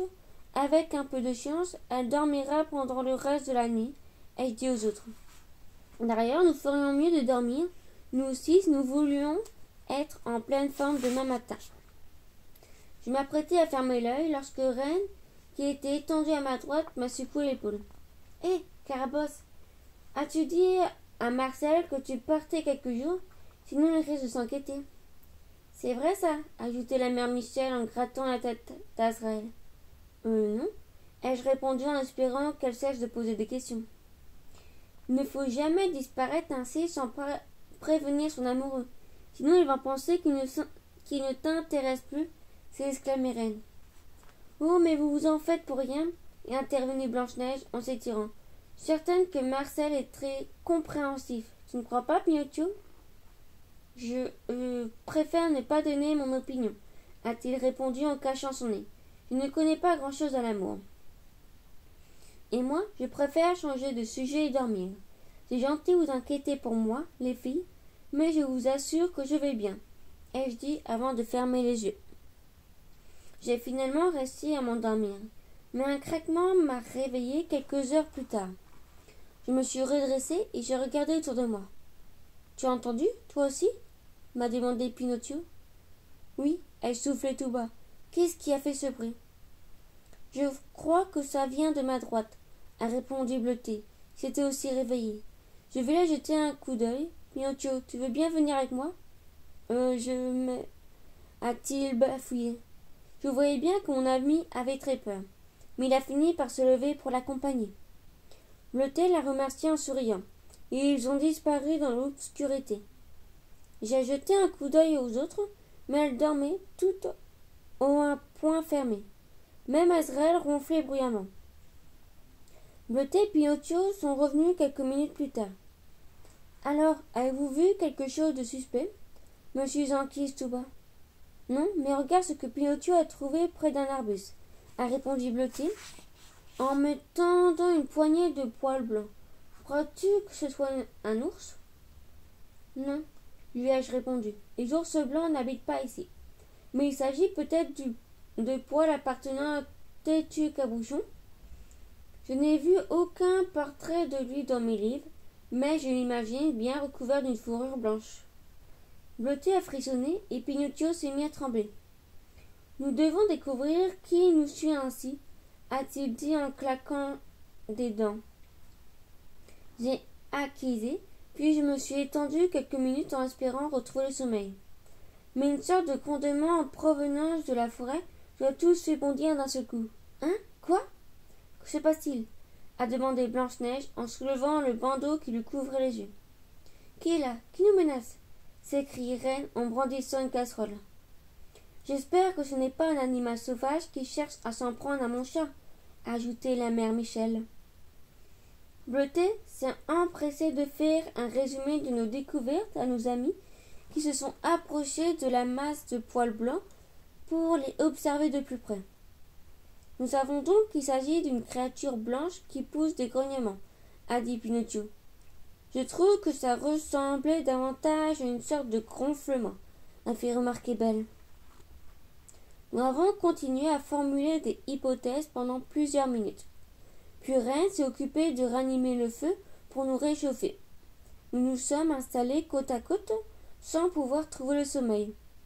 Après le petit déjeuner, nous devons reprendre la route en direction du lac et du chalet du cousin de la mère Michel. Avec un peu de chance, nous devrions y arriver après le dîner, ce qui nous permettra d'établir un nouveau plan de match pour trouver Têtu Cabochon et enfin mettre la main sur la potion capable de guérir Belle et de me rendre ma liberté. 28 octobre, tard. Je suis étendue dans l'un des lits de camp du chalet. Je dois avouer qu'après avoir passé plus de 36 heures dans les bois, je suis contente de pouvoir jouir d'un certain confort. Nous sommes arrivés ici plus tard que prévu, car Belle a cassé l'une des pantoufles de verre de Cendrillon en s'endormant sur le sentier. Heureusement pour elle, Pinocchio a amorti sa chute, mais la pantoufle n'a pas connu autant de chance et a éclaté en morceaux en percutant une roche. Zut, s'est exclamée Belle en se réveillant et en ramassant les morceaux de verre. Je sais à quel point ces pantoufles étaient précieuses aux yeux de Cendrillon. J'espère qu'elle pourra me pardonner. Moi, je suis surtout contente que tu sois saine et sauve, que ce ne soit que la pantoufle qui est coupée, lui ai-je dit en lui prenant les bras. C'est très dangereux de tomber ainsi sans prévenir. Il faut absolument mettre la main sur cette potion avant que tu ne fasses une mauvaise chute. Pour ce qui est des pantoufles, tu n'as qu'à les remplacer par des chaussures de verre Louis Sutton. Cendrillon n'y verra que du feu, a fait remarquer Blanche-Neige en profitant de notre arrêt pour s'observer dans son miroir qui lui tendait Pinocchio. Tu as raison, a répondu Belle en souriant. Le problème est réglé. Pas tout à fait, a souligné Bleuté. Comment comptes-tu poursuivre ta route sans chaussures? Burk, j'espère que tu ne songes pas à marcher pieds nus, car avec toutes les saletés, les excréments d'animaux et les plantes dégoûtantes qui recouvrent le sol, tu en as pour des années de pédicure avant que tes pieds puissent s'en remettre, s'est exclamée Blanche-Neige d'un ton grave. Peut-être que Pinocchio pourrait me transporter sur ses épaules, a suggéré Belle en faisant battre Cécile. Oh oui, c'est une bonne idée.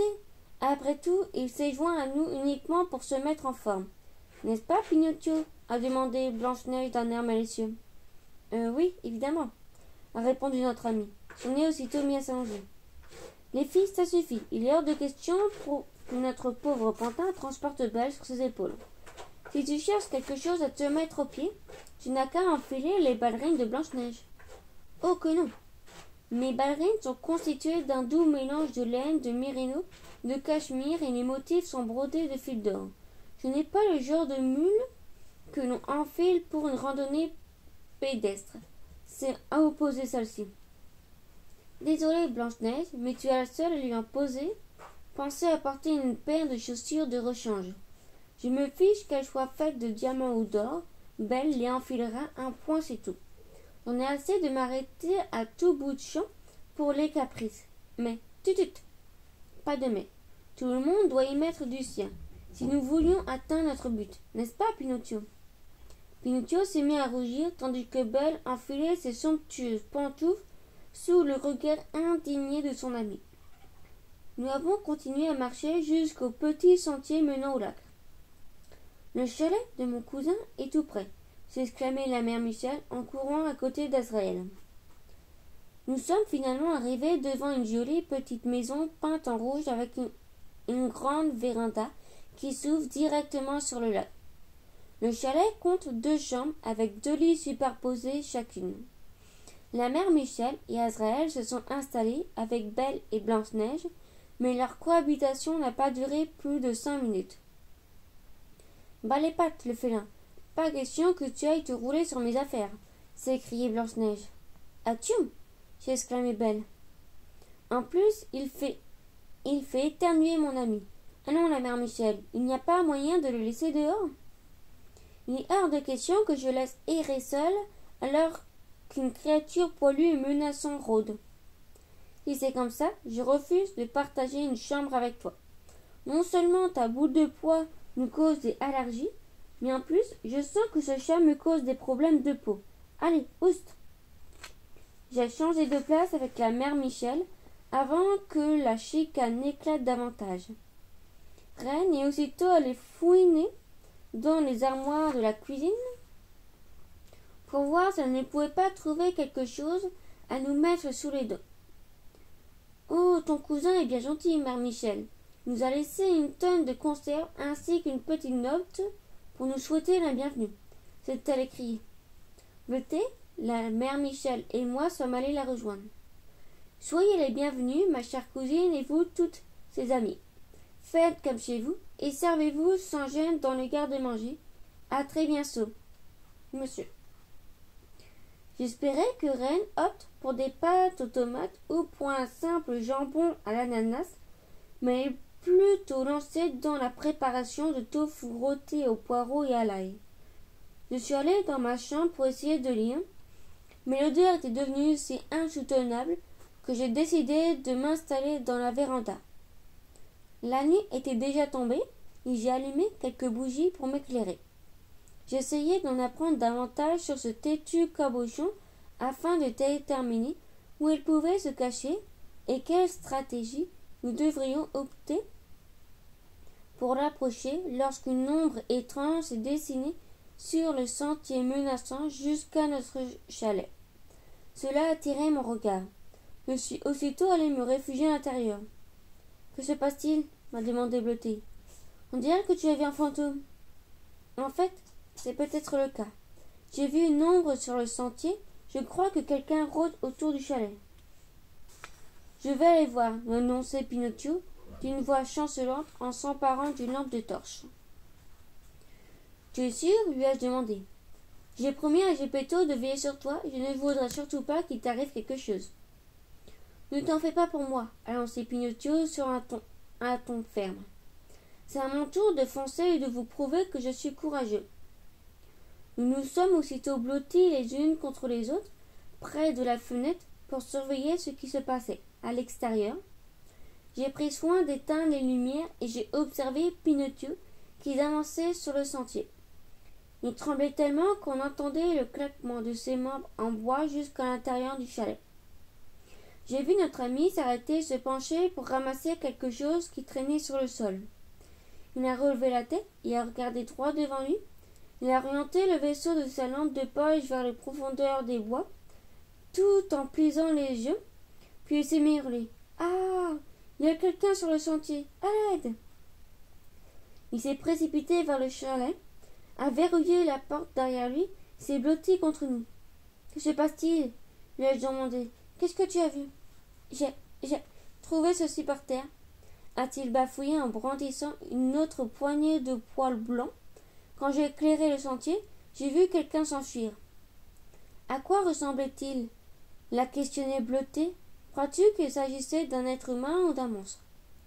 C'est difficile à dire, a répondu Pinocchio. J'ai vu qu'il portait une sorte de chapeau, qu'il avait un gros nez. Apparemment, il est couvert de poils blancs. Oh non, s'écrie Belle. Ta description correspond à la créature que j'ai vue lorsque Rose m'a hypnotisée. Je crois qu'il s'agit de la personne qui m'a jeté un sort. Il est venu jusqu'ici pour s'assurer que je ne mette jamais la main sur la potion. Il ne faut pas sauter trop vite aux conclusions, ai-je tenté de la rassurer. Après tout, il se pourrait très bien que ce soit Têtu Cabochon qui rôde autour de notre chalet. Et si c'était Têtu qui lui avait jeté un sort? S'exclamait Pinocchio en écarquillant les yeux. Si c'est le cas, ce serait encore plus difficile de le convaincre de me donner la potion qui pourrait me guérir, a répondu Belle en retenant ses larmes. Ne t'en fais pas avec le cabochon, a déclaré Blanche-Neige en s'asseyant sur une chaise pour entreprendre de se limer les ongles. Je suis certaine que j'arriverai à le charmer et à obtenir ce que je désire. Il se peut que ce têtu cabochon tente de nous effrayer, ou alors il s'agit d'un autre individu dont nous ignorons l'identité et qui se serait lancé à nos trousses. Ai-je résumé tout bas? Il faut absolument faire la lumière sur cette histoire. Même si cet incident m'avait coupé l'appétit, je n'ai pas osé refuser l'assiette que Reine me tendait. Son plat avait aussi mauvais goût que l'odeur qui dégageait. Un mélange de navets, de brocolis, de choux et de radis pourris. Quant à moi, je n'hésiterai pas à sortir mon rouleau à pâtisserie et lui dire de quel bois je me chauffe, nous a-t-elle dit en prenant place à table. J'ai l'habitude des monstres et des créatures intimidantes. Je vous promets qu'on s'en sortira tous sains et saufs, et avec cette fameuse potion. Belle lui a souri, puis elle s'est effondrée sur le sol, plongée tout à coup dans un profond sommeil. Pinocchio, Bleuté et moi l'avons transportée jusqu'à son lit. Quelle chance, a soufflé Bleuté. Moi aussi, j'aurais préféré m'endormir plutôt que d'être forcé d'avaler le ragoût de légumes puants que nous a concocté Reine. Belle a aussitôt ouvert les yeux et nous a fait un clin d'œil complice en posant un doigt sur sa bouche pour nous intimer le silence. Ainsi, elle a fait semblant de s'endormir pour éviter de manger le repas de Reine. Pinocchio et moi avons étouffé un rire.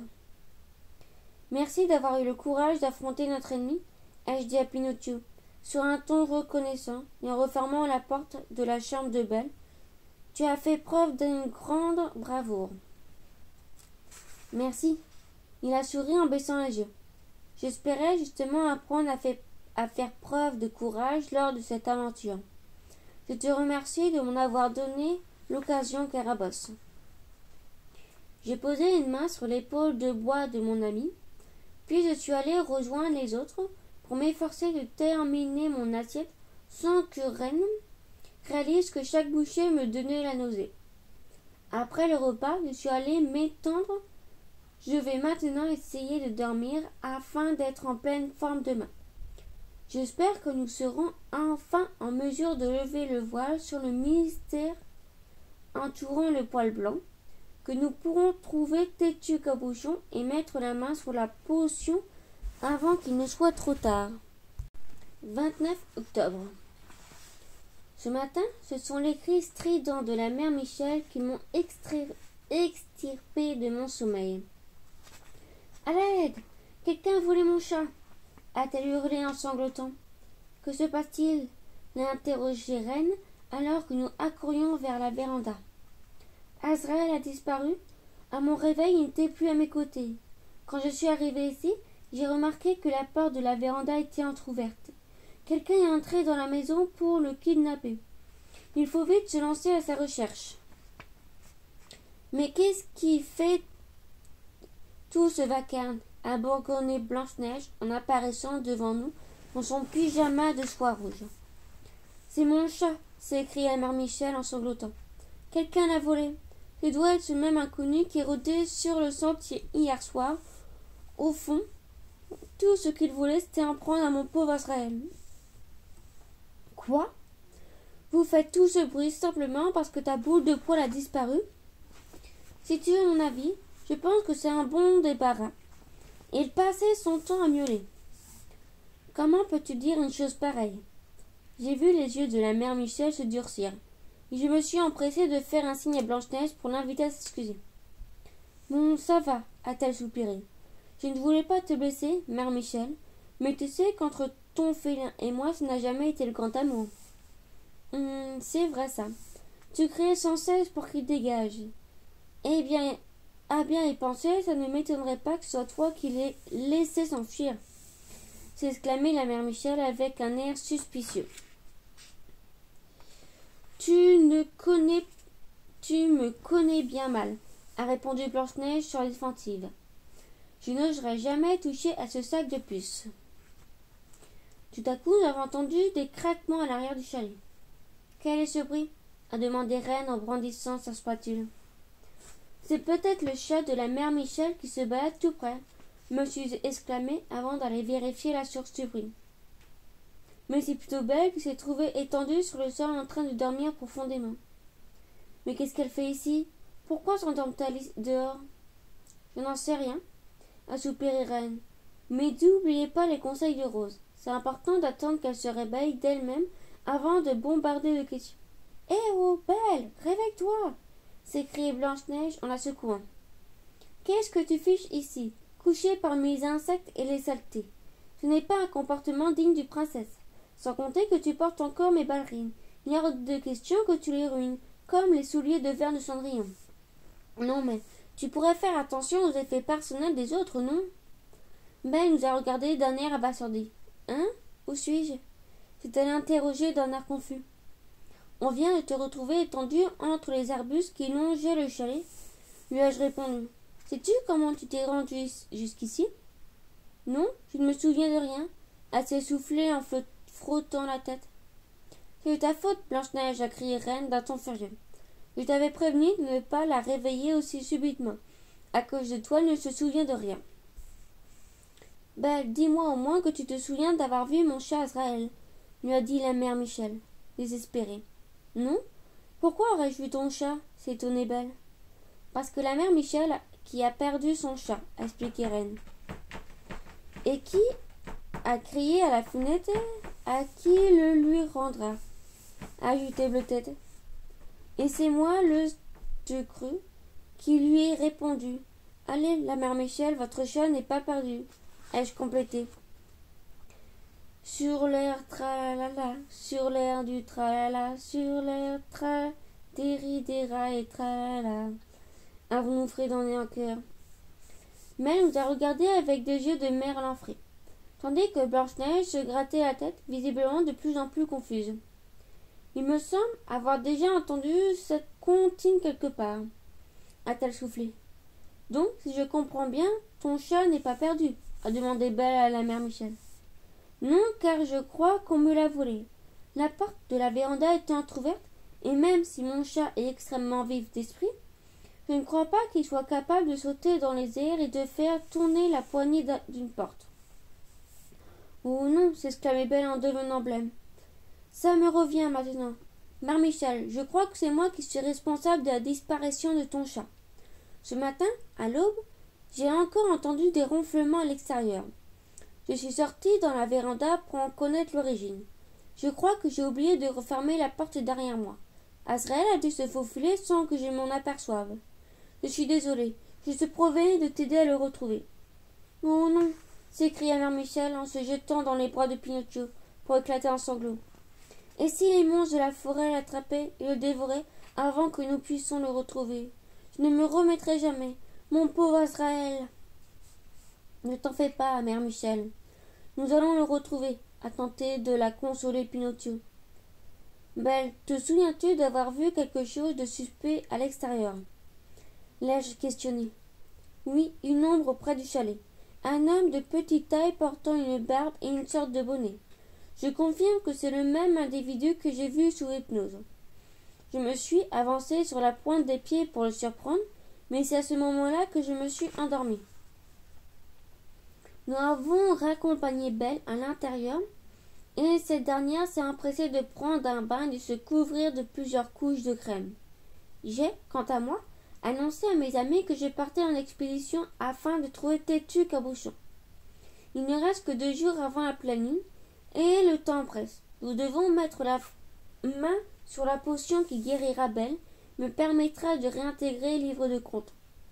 Bleuté, Reine et Pinocchio ont offert de m'accompagner pendant que Belle et la mère Michel se lanceraient à la recherche de son chat.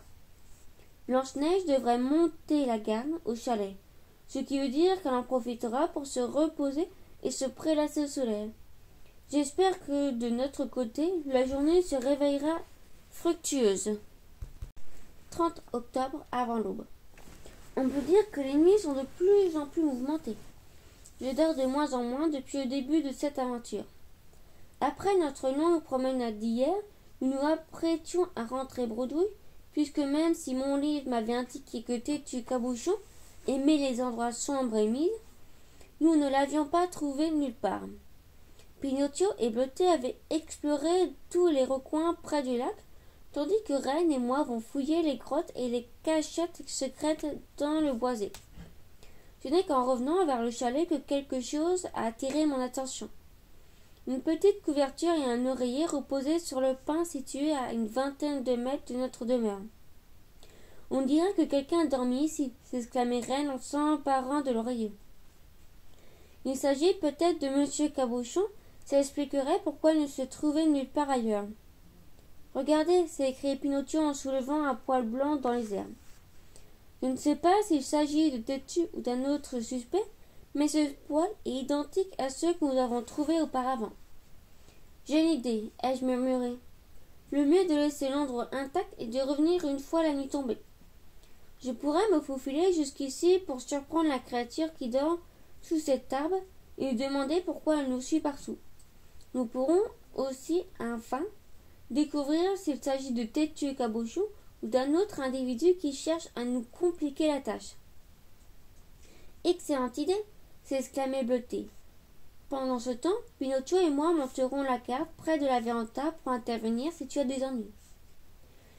Nous avons regagné le chalet en riant. J'avais enfin espoir de faire progresser notre enquête. Nous avons tout partagé un bon repas. Belle et moi avons préparé des brochettes de poulet pour nous éviter un autre plat à base de légumes pourris et de soya fermenté. Puis j'ai passé une partie de la nuit à écouter de vieux épisodes de CSI, livre de contes, tandis que mes camarades se reposaient dans leur chambre. Même si je sais qu'il faut reprendre des forces, j'étais incapable de fermer l'œil de la nuit. J'ai trop hâte de découvrir qui dort si près de notre refuge. Bleuté et Pinocchio viennent de se lever, et l'heure est maintenant venue de foncer et de lever le voile sur la mystérieuse créature à fourrure blanche.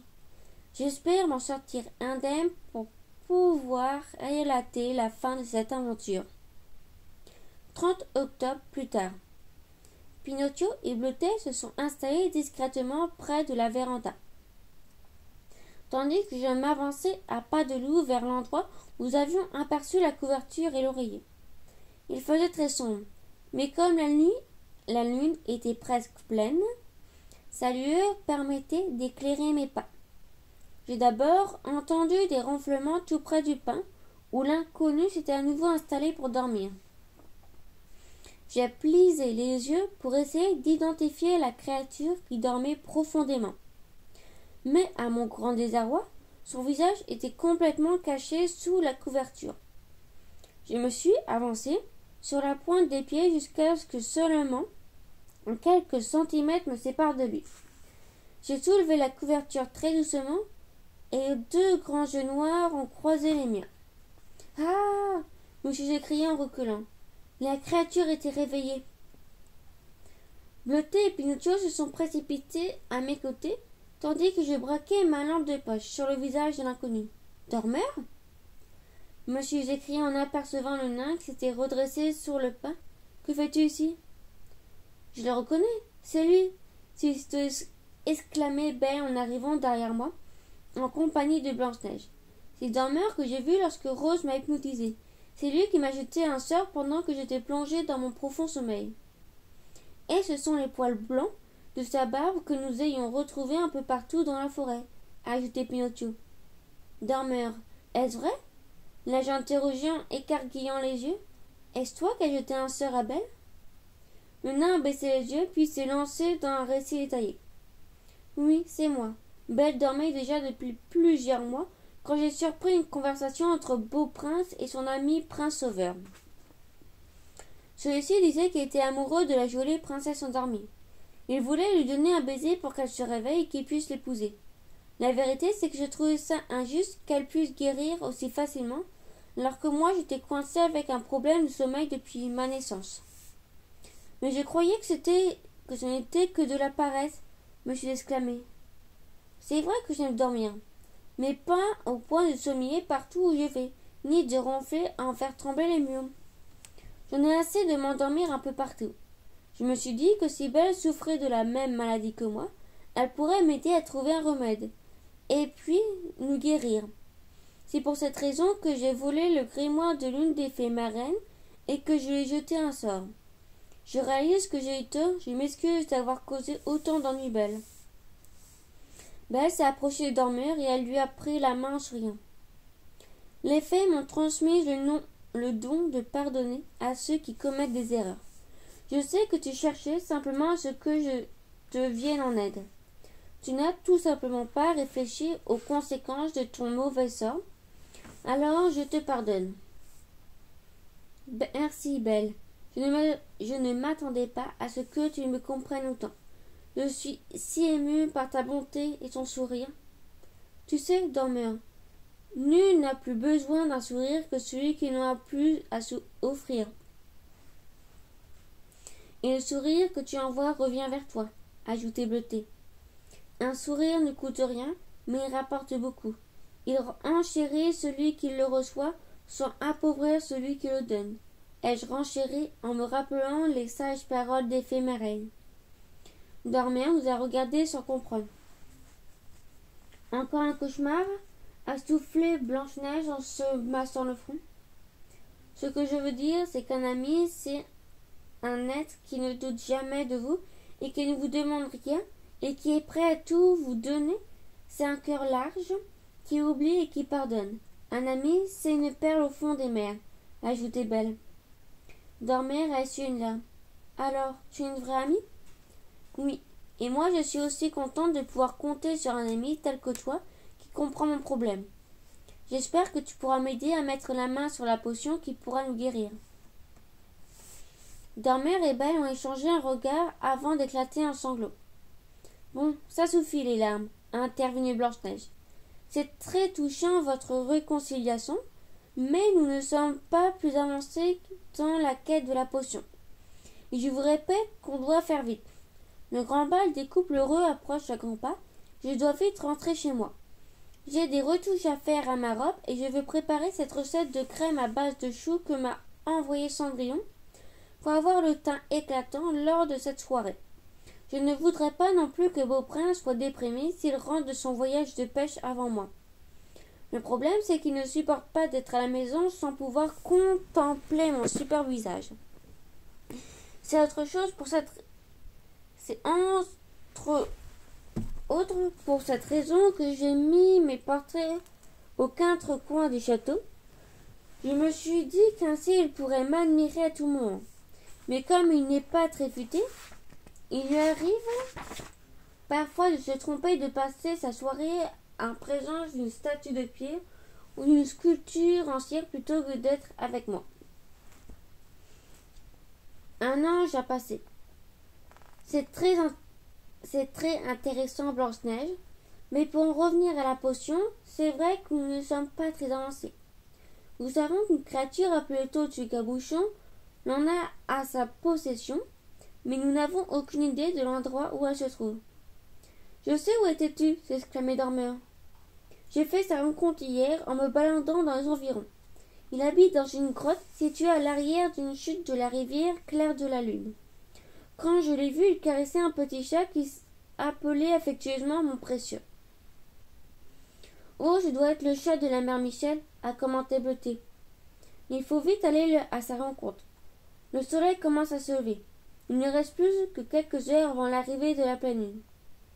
Je suis d'accord avec toi, Bleuté. Il vaut mieux se mettre en route immédiatement, ai-je accusé.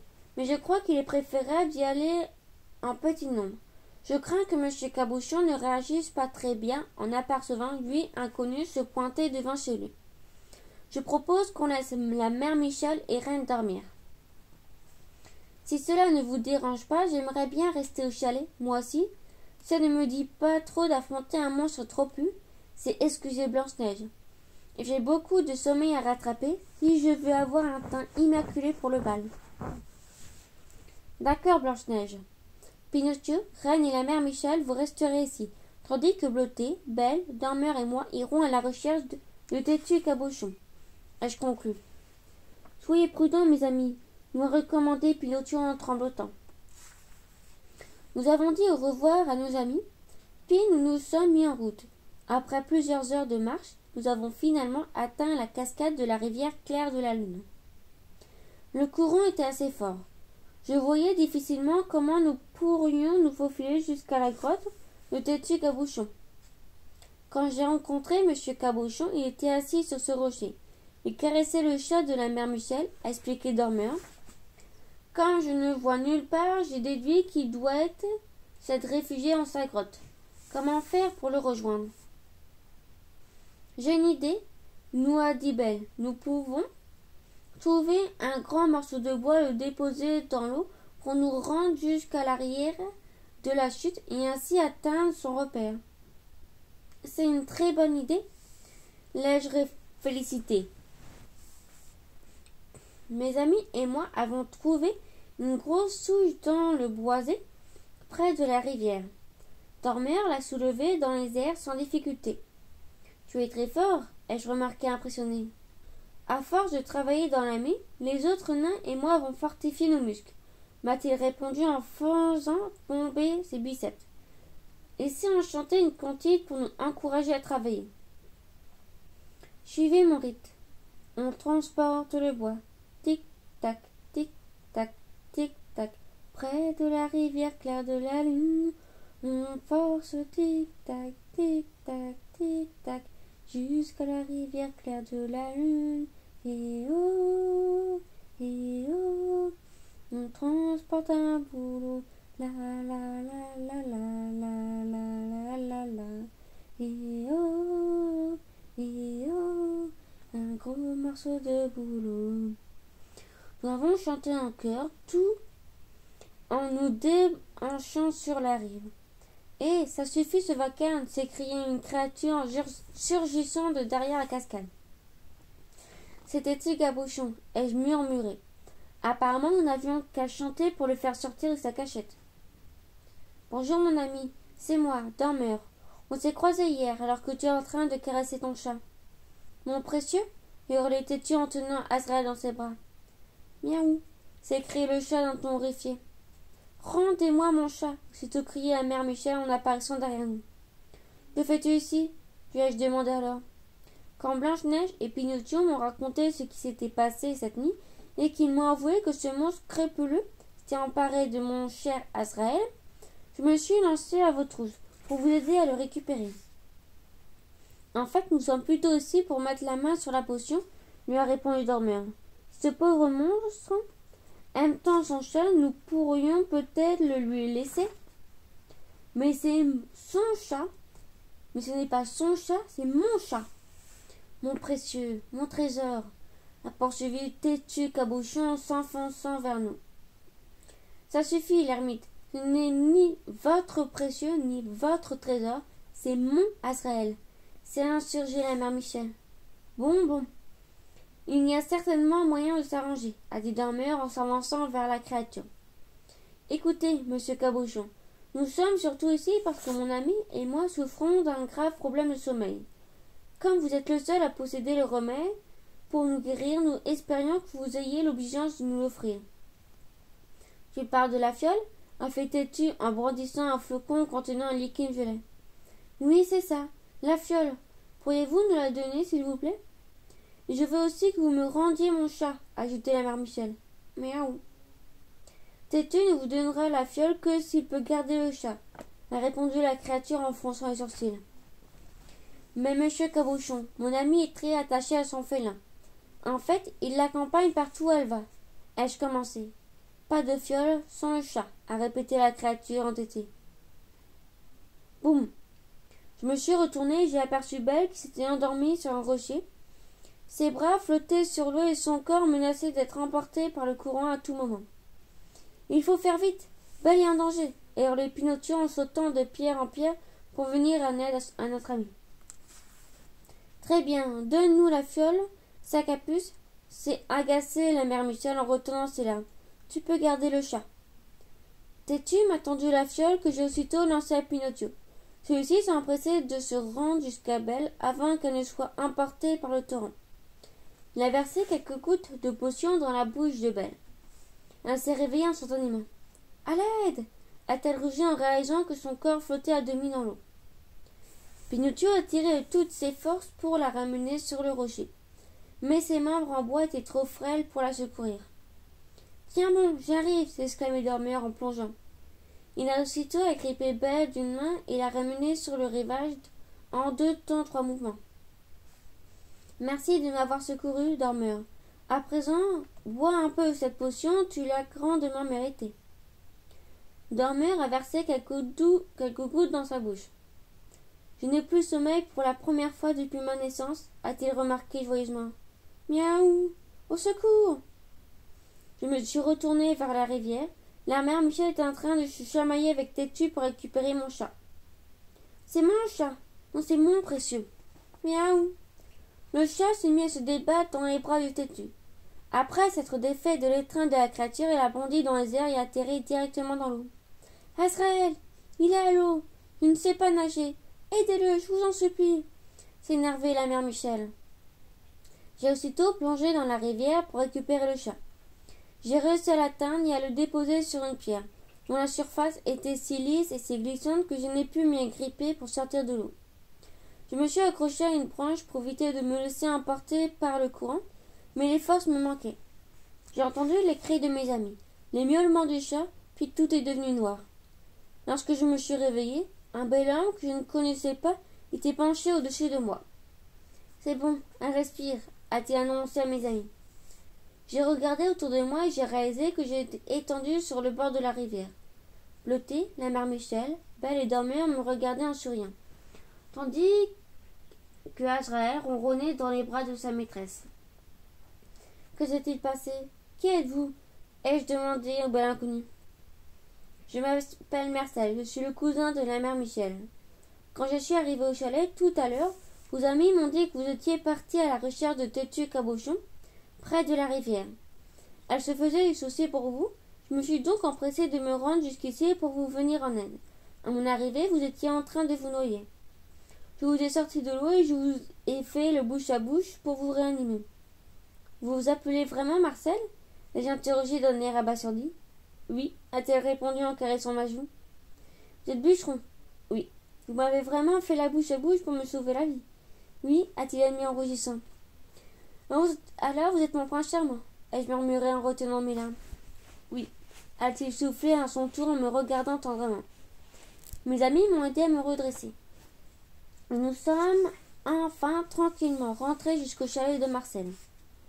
Nous avons décidé de passer une dernière nuit sur place pour célébrer la guérison de Belle et de Dormeur et le retour d'Azraël. J'ai le cœur si léger que j'ai même suggéré à Reine de nous concocter sa célèbre fricassée de tofu pour terminer cette journée en beauté.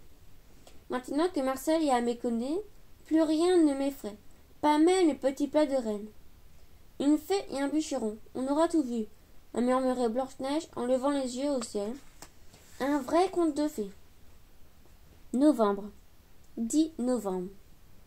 Ce soir a lieu le grand bal des couples heureux, auquel j'ai l'honneur d'assister en compagnie de mon tendre Marcel. J'y rejoindrai aussi Belle et Prince Sauveur, Blanche-Neige et Beau Prince, Bleuté et Geppetto, ainsi que Dormeur et la mère Michel qui se fréquentent depuis notre retour. Comme nous sommes rentrés à Livre de Contes au lendemain de notre aventure à la rivière claire de la Lune, le roi a non seulement accepté de nous pardonner et de nous rendre nos pouvoirs féeriques, mais il a aussi tenu à organiser un banquet pour nous remercier d'avoir eu le courage d'affronter Têtu Cabochon et d'être venu en aide à sa fille et Dormeur. Pour l'occasion, Geppetto a non seulement permis à Pinocchio de se joindre à nous, mais a aussi accepté de l'accompagner pour festoyer et pour rendre hommage à son fiston. C'est là, cette soirée, qui est tombée sous le charme de mon ami Bleuté. Tous deux filent maintenant le parfait amour. Le bonheur de Geppetto l'a rendu beaucoup moins sévère avec Pinocchio, qui vient maintenant me rendre visite tous les jours. De mon côté, je suis toujours aux anges avec Marcel. Nous avons même songé à nous installer dans un immense loft situé en face du parc. Ils vécurent heureux et eurent beaucoup d'enfants. Après toutes ces années passées en pleine nature, je suis prête à réintégrer Livre de Contes et à profiter pleinement de cette nouvelle étape de ma vie qui commence aux côtés de mon prince charmant. Fin. Profit d'une fée marraine. Personnage Carabosse. Âge 110 ans. Très jeune pour une fée. Statut actuel. Le roi lui a finalement permis de réintégrer Livre de Contes puisqu'elle a guéri Belle. champ d'intérêt, la bonté, l'altruisme, la cuisine, les princes charmants. Émission préférée, CSI, livre de contes. Degré de méchanceté, nul depuis que les fées marraines lui ont transmis les qualités et de bonnes valeurs. Mes préférés, les macaronis aux 3 fromages bleutés. Ennemi juré, têtu gabochon, les poils blancs qui traînent partout et la fricassée du tofu. Complice, Reine, la mère Michel, Rose, Bleuté, Pinocchio, Pelle et Blanche-Neige. Fin du livre.